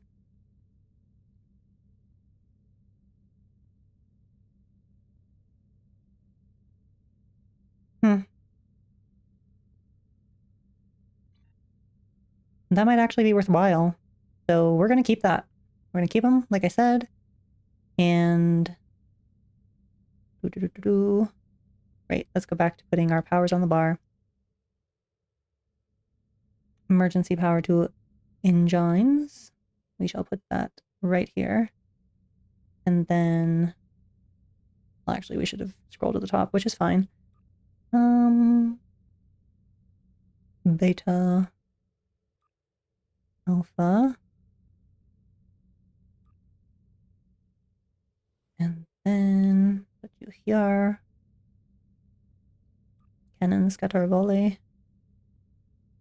Chronometric inversion. I think I generally put most of my anomalies on the spam bar other than gravity well, because I don't know, I just found that my performance wasn't that impacted by not being as judicious with where I put my anomalies, with the exception of gravity well, obviously.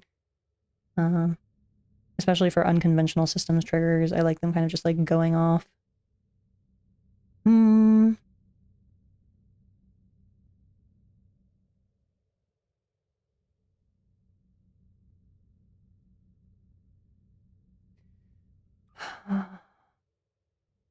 Fire on my mark. Elite support. Oh, it's already on the board. Okay. And then Focus Frenzy. Generate Plasma Storm. Already have it. Genesis Seed. Already have it. We'll go down fighting.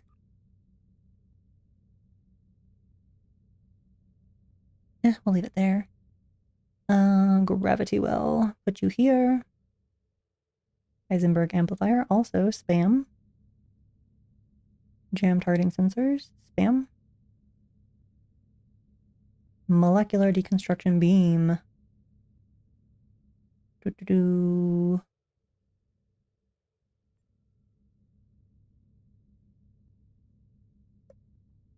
Photonic Officer. We want that to be early. Yes.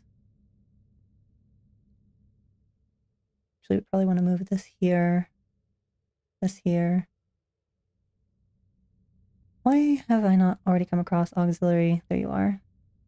Must have just forgotten. And then... ooh, we need...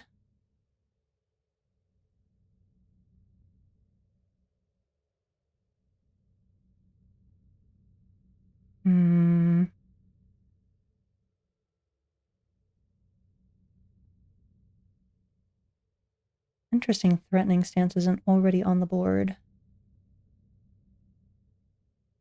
This is useful. Relocate mines. We don't have mines, so we don't care.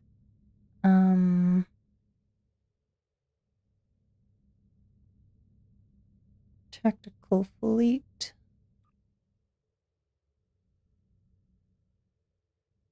There. Okay. And tactical initiative we actually probably do want to bother with. And we will want it ahead of our tactical abilities.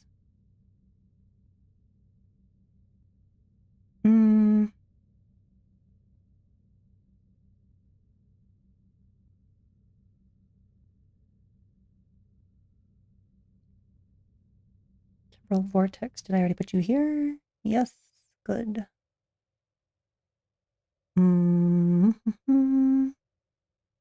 Threatening stance. Timeline collapse. I actually like that to be rather high on my spams for gathering enemies together. Delphic Tear. Probably here. Tractor beam repulsors. Is that taken? It is here. I like to put that ahead of that. What is this? It's fine. What is this? That's fine. This here.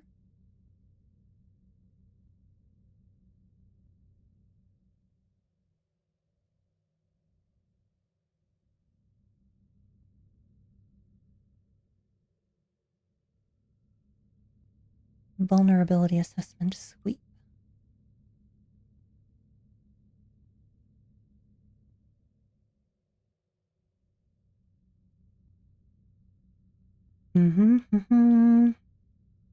Just moving things along here. Putting everything in the correct order. Yeah, I think that has everything on here. And then, we are going to want... I like to use the balanced configuration for my AUG's configuration.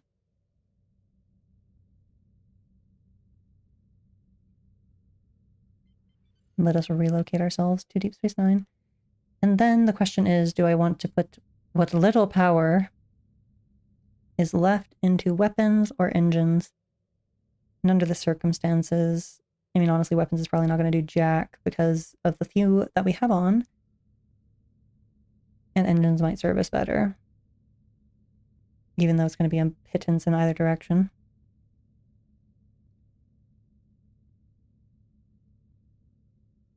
Like, literally a pittance.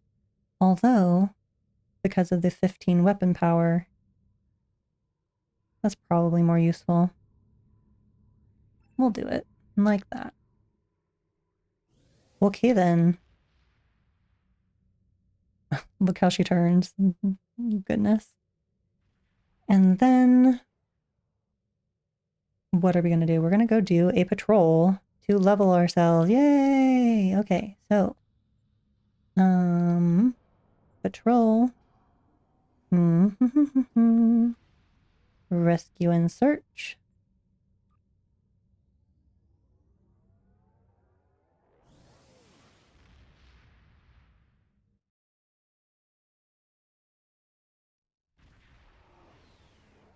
Good to see you. Yes, good to see you too. Support mode. For the improved... Get 'em!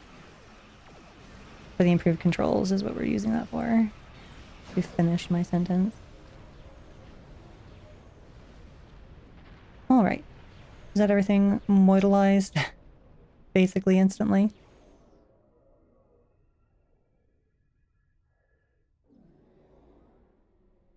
Come on, Kumarki, tell me about your troubles.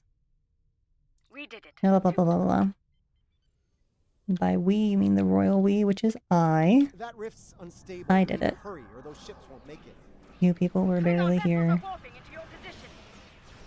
Again, we are ignoring the blasphemy that is... or orange beams. We shall say that this was an experiment to find out if phasers integrate with Romulan technology better, or some gobbledygook. Our systems are There's some technological reason we have attempted this or whatever. That's one less rift to worry about. Let's regroup with Kumarke. Bad news, I'm afraid. Klingons are approaching our position. That's racist, Kumarki.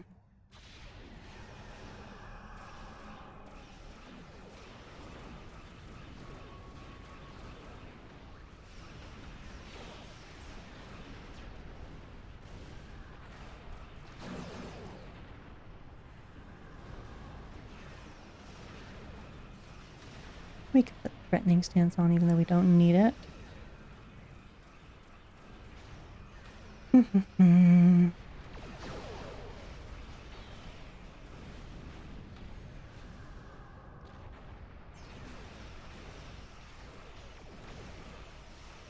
The ship has an enhanced battle cloak, so we could potentially try staying cloaked.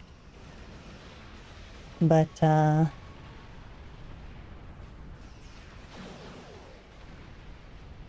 don't know if it would be useful for us.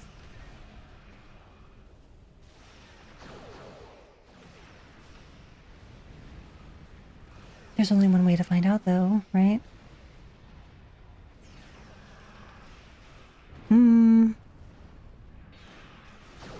I'll take it off of spam for now. And we will attempt enhanced battle cloaking here in a moment. I mean, doing it in a patrol is the best place.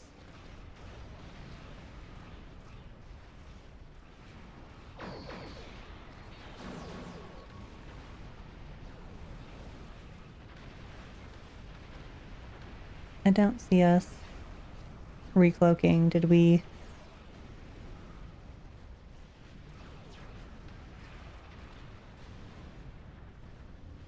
Well, our shields are perpetually down, so are we considering ourselves cloaked, even though... Let's see, is there a cloak ambush in here somewhere? Oh, let's see.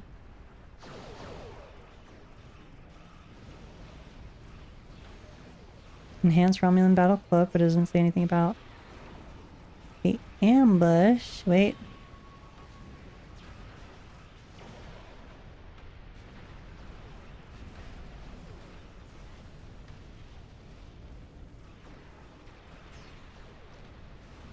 Oh, but again, it's hard to tell on this because... We don't have the meat. Oh, and I saw smoke there for a second. We're probably just... Yeah. We're doing too much to be cloaked. I'm not sure if there's a point.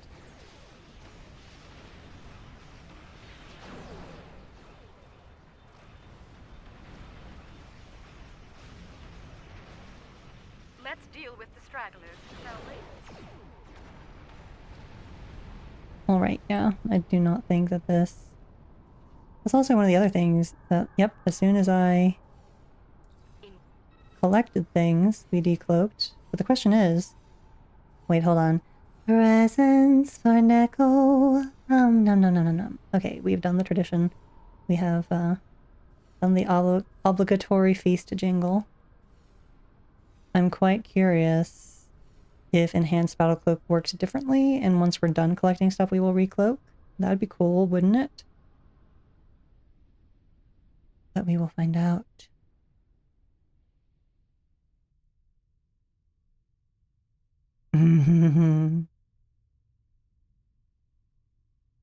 Cause super happy when the jingle plays.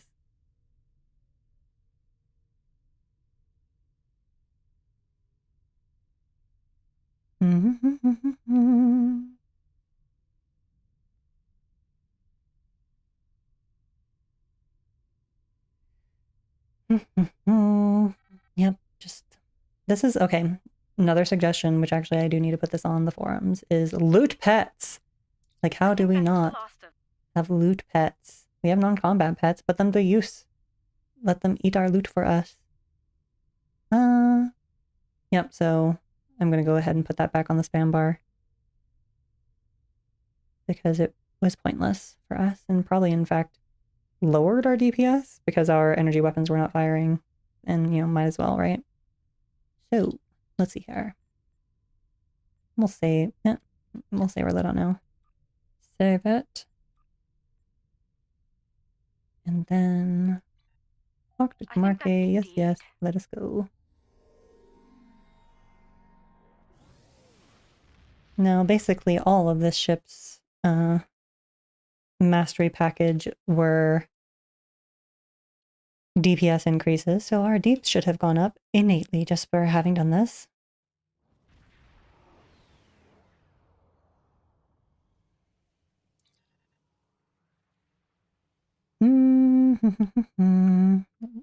What I also want to do, support configuration. I'm going to just go ahead and put that here for like an easy access, because as long as this ship is doing exotic shenanigans, support configuration is what we are going to be doing. So let us just double check and make sure that our... Yep, that's what I wanted. So, oh, hold on. Save loadout. Save to loadout 1. Even though I do not intend to keep this ship on this character. We are going to stress test once again. You know, provided that it's available. Hopefully it is. 5 onslaught, yay! Advanced. Give it some time to think about it. Like, do I really? Yes, I do. Okay. Start private task force. Oh, how swift!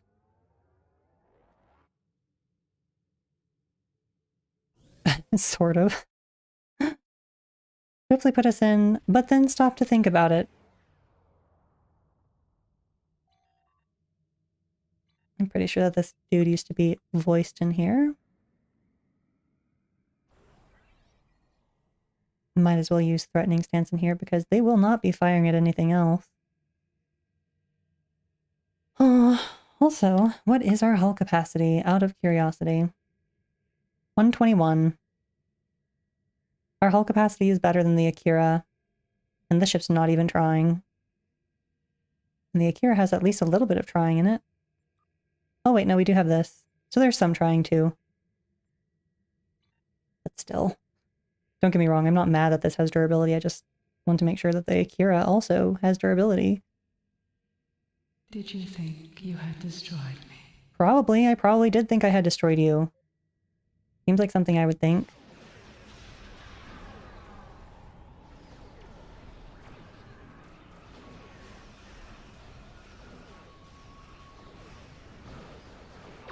No, reverse. Nope.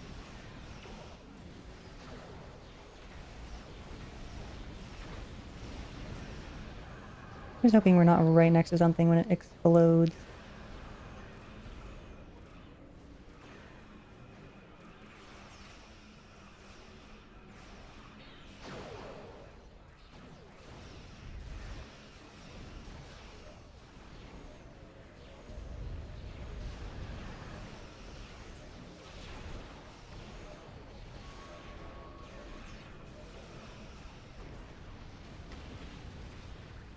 Alright, moving along.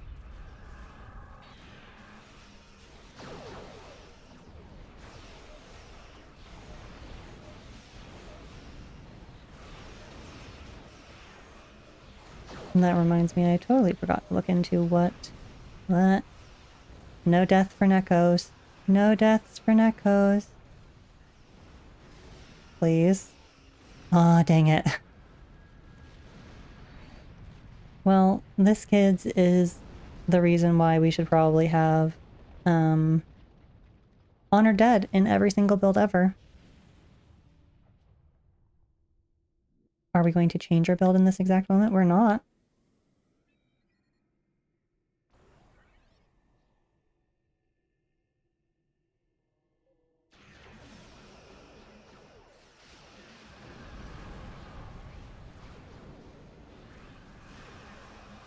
Although maybe we should have, since we're already down to 50% health.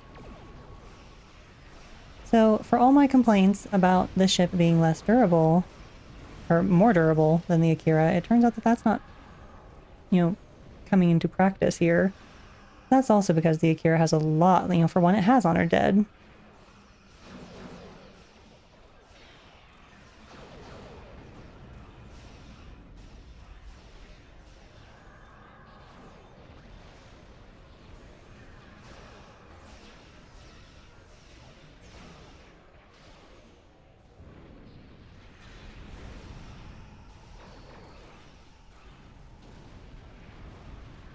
You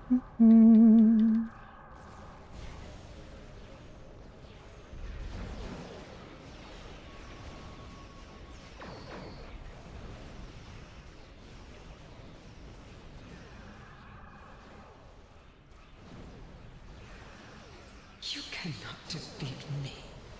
You cannot defeat the boss.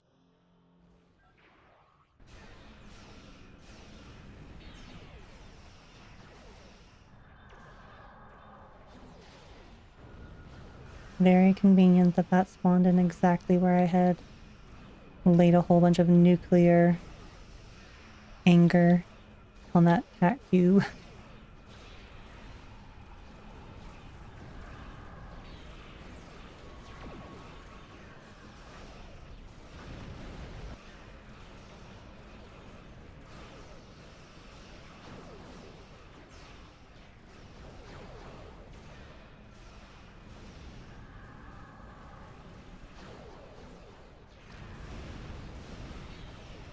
Your efforts are futile. Destroy this vessel, and I will claim another.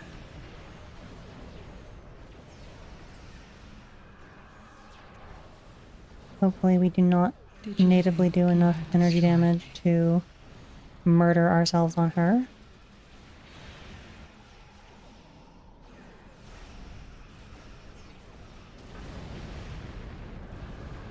Ouch.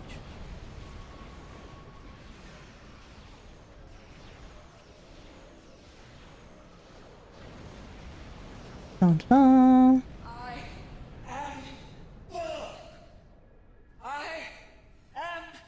The world's angriest loot crate. This is not the end. Alrighty, let us back up though, because I'm not sure this ship can take it to the face like the Akira could. And then, at least not in its current form. Okay, what else was I going to look for? I feel like I had an epiphany about, like, that would have been better. Other than just Honor Dead, obviously. Checking for noms. Okay, so. Oh, right. Something I had noticed is that the emergency power to engines ability is totally not a usable location. It's not on my spam bar. What would we take off of spam? Resistance. This one, is probably. futile. Then we would just activate that manually. Well, actually, I mean, yeah, that's fine. That'll do. But what else? Leave map. Yes, let's leave the map. Very interestingly, our fighters, I think, took it harder on this go than the Akira's go.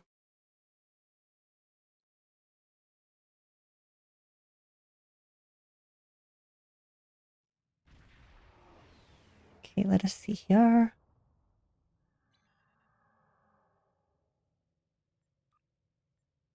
Save changes. Traits. I do want to look at squeezing History will remember into this build for durability's sake. Let us see. Particle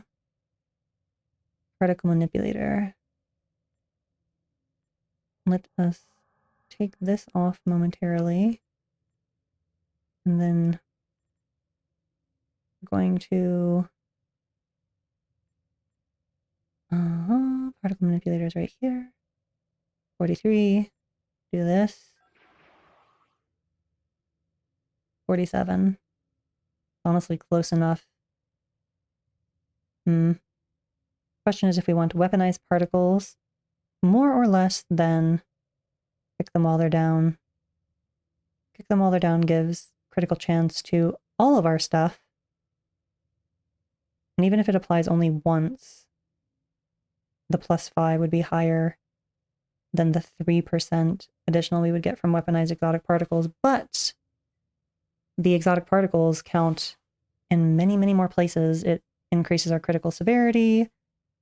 It, from that particle manipulator trait, it will add to our abilities in general. And now I'm thinking kick might actually be the superior thing to kick from this build for durability's sake.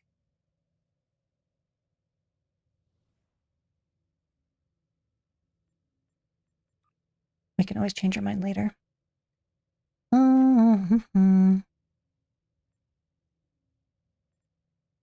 Honored deed. And we are going to put you in the #1 spot because you are going to be honored as our most valuable stay aliveness. And something else I'm thinking is that the thing that I would replace here is actually... what is that thing called? Decentralized immunity. It will increase our critical severity. Let's go ahead and see if that goes up here. Critical severity. That's annoying. I believe it's based off of our exotic particles. So when we activate this, what happens? 19.5. See, there's a nice other reason why exotic particle, weapon, whatever it's called, entwined weapon particles, something, something, blah, blah, blah, from the Terran Trailblazer is actually a pretty decent trait. All right. And then we're going to want to see, did it get put on the board? I do not see. Is this perhaps decentralized? It is. I'm going to put it here because that's where I normally put my please don't kill me traits. Or, powers and things. And, nope, not that. And we're going to save. Save to. Because that's the other thing, is that if we had simply had that available in that mission, we may not have died because we could have deployed it in our uh-oh moments and likely been fine. So... oh, I was not aware that the neck on the bottom of the Mogai is a double neck. The true first implementation of the double neck. Although technically I suppose it's a triple neck. I wonder if that inspired the triplets for lower decks and also put the third wing on it. So it's got 3 wings, 3 necks, 3 twins with 3 boob windows. All right, so is everything realigned where we want it? Yes, it is. Did we save our loadout? Let's just double check real quick. Yes, we did.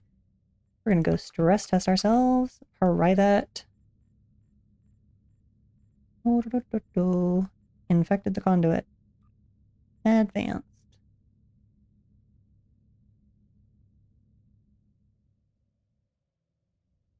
We're going to wait for it to think about it. Show us. There we go. Start private task force operación. And once again, it is super quick. The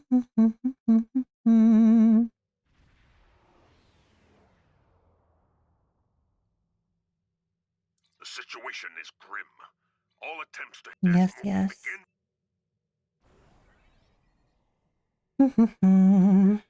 Okay. Hopefully that honored dead. You know what? That's the thing. We honestly probably didn't need honored dead if we just had decentralized immunity.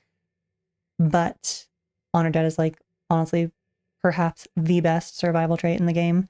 So we'll probably just keep it. We'll just eat whatever little DPS bloop we took there.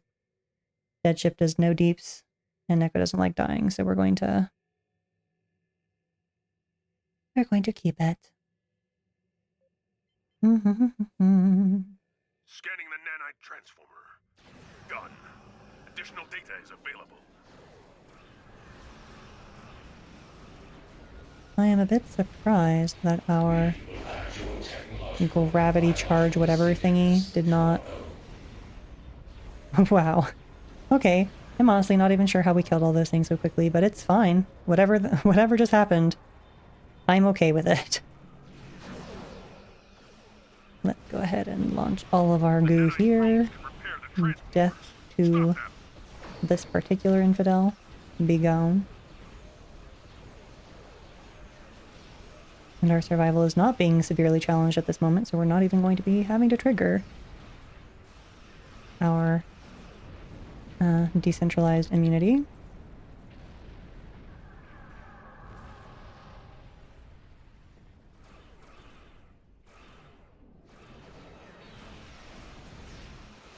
A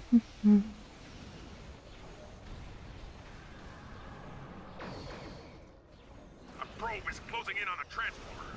Destroy it. Come on, control powers. Give us our nukes back. Yes. Yes! I'm gonna go ahead and use our molecular deconstruction beam on that so that it is definitely dead. You will lower your shields and prepare to be boarded. And then we shall turn our attention to the gateway.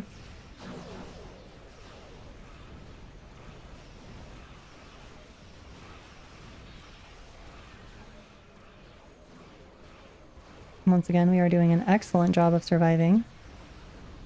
And I suspect that having Honored Dead is particularly why this is going so smoothly, because otherwise we probably would be doing a little bit of run and hide or having to trigger our... Let's see, we have 63%-ish resistance with 150k hull, so we're doing very well. We are matching the Akira with much less investment into said survival, so give the Akira her second hangar bay. From this time forward, your culture will adapt to service ours.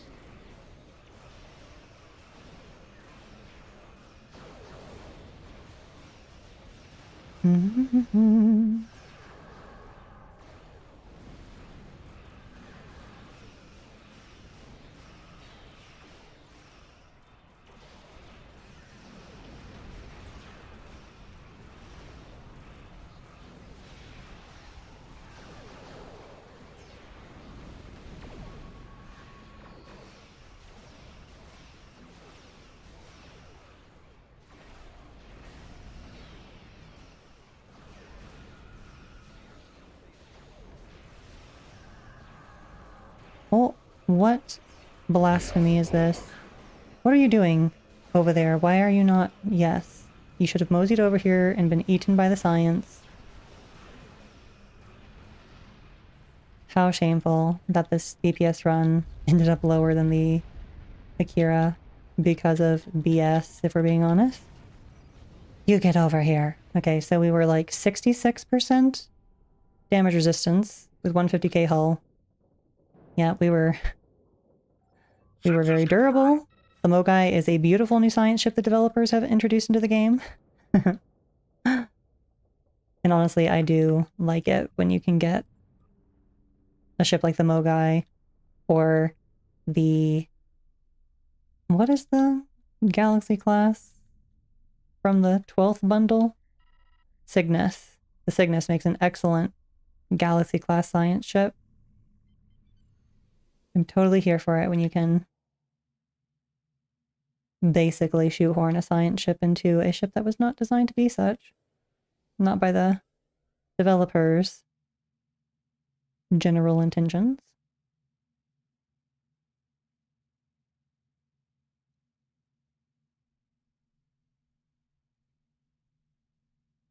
I think we shall go to Deep Space Nine, and then we shall look at her without her tail, just for canon's sake.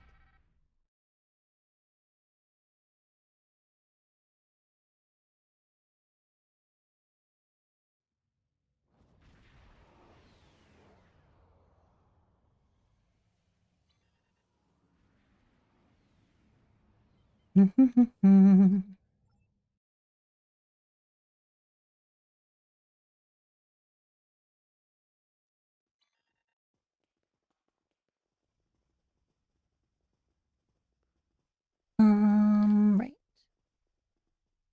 Customize ship. Continue. Customize starship. And just Mogai.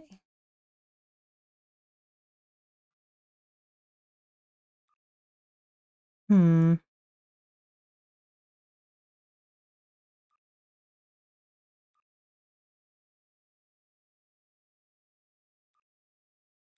Changes the windows.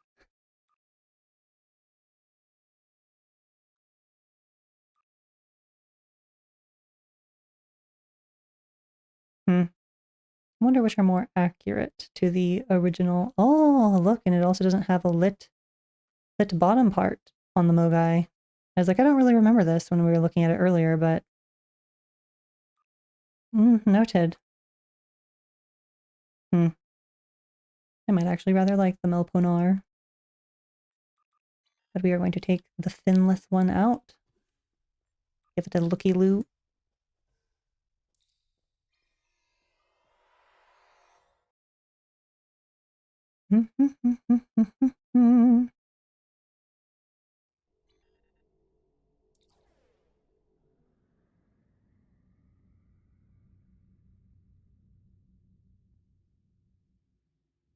The tail and the butt light actually do add visual interest to the ship.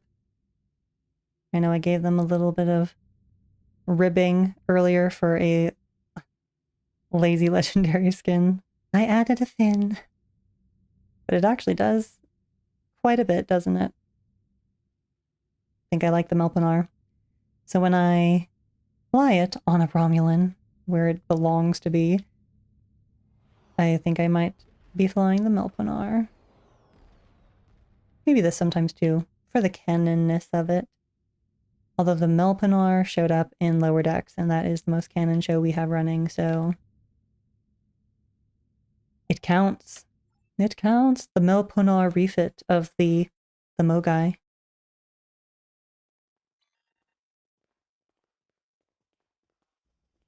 Okay, let's see.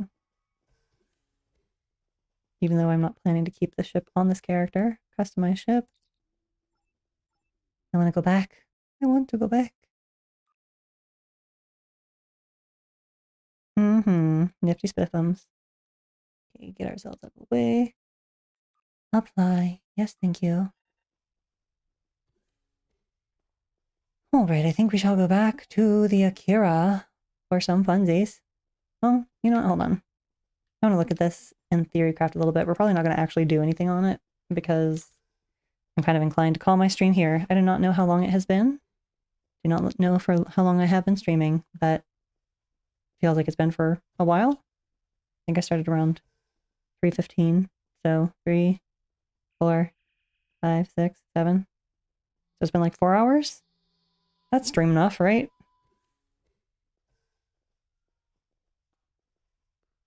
And perhaps if I don't stream for as long each time, I might stream more frequently. Hop on and be like, today we are going to be looking at this version of the build and flying around a bit. Instead of being like, we're going to show you every possible build Neko can think of on this one ship over the next 8 hours. Enjoy. Okay, so could do kinetics with torpedoes, no mines. Although you could slap some mines on it, they just wouldn't be terribly useful. Could do cannons and beam overloads and all kinds of stuff. It has the flexibility for that. But you know what? I don't care about theory crafting this in other ways. I really like it as a science ship. I like it as a science ship. So, you know, casual SAB, I'm sure he'll build this thing into a beam overload monster and post a video about it. And I will leave it to him. Maybe. I don't know. My Wake Romulan, he might have energy weapons that could do it. He's currently built for kinetics in the legendary Dederadex, but I think he might have energy weapons to be capable of doing energy builds with this.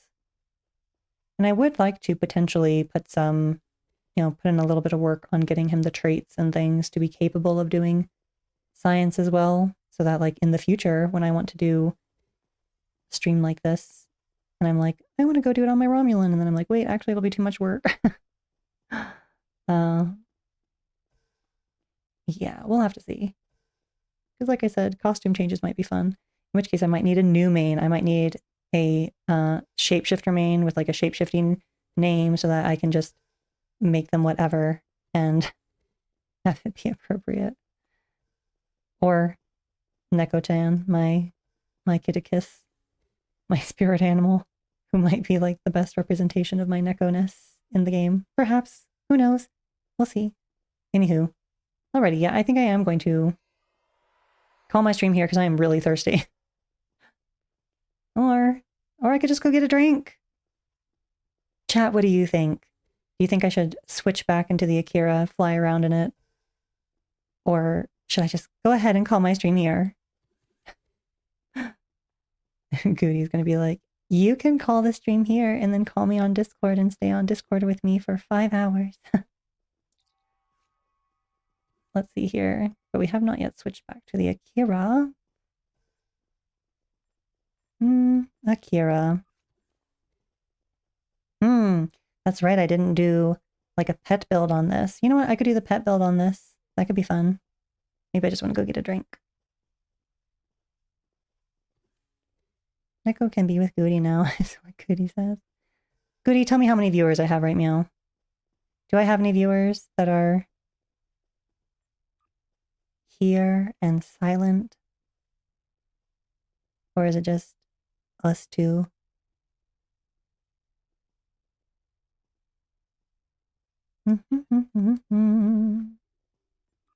Although I must admit I have been enjoying flying my sovereign around. 2. So there's one other person here.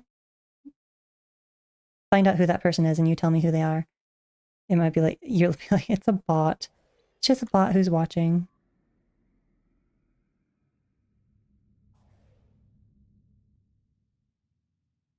Akira-chan, you are pretty.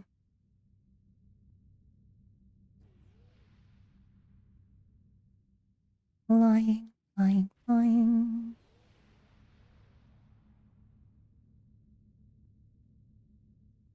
I believe it is indeed a bot.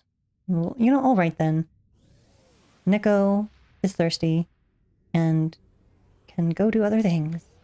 You ungrateful non-viewers. Okie dokie. So I hope those who watch this on video on demand, assuming there are any of you, will enjoy it, or on my YouTube channel. And I'm going to go ahead and call it here and get something to drink. And then maybe continue watching Spy X Family, because that's what I was doing before I started this stream. You ungrateful people. Just, again, totally kidding. It is fine. It is fun to talk about the thing, make the stream, do the whatevers, even if nobody is here to give me their warm bodies to make Twitch Senpai notice me. Alrighty. Find our way to the ability to stop our stream. Yay! Okay.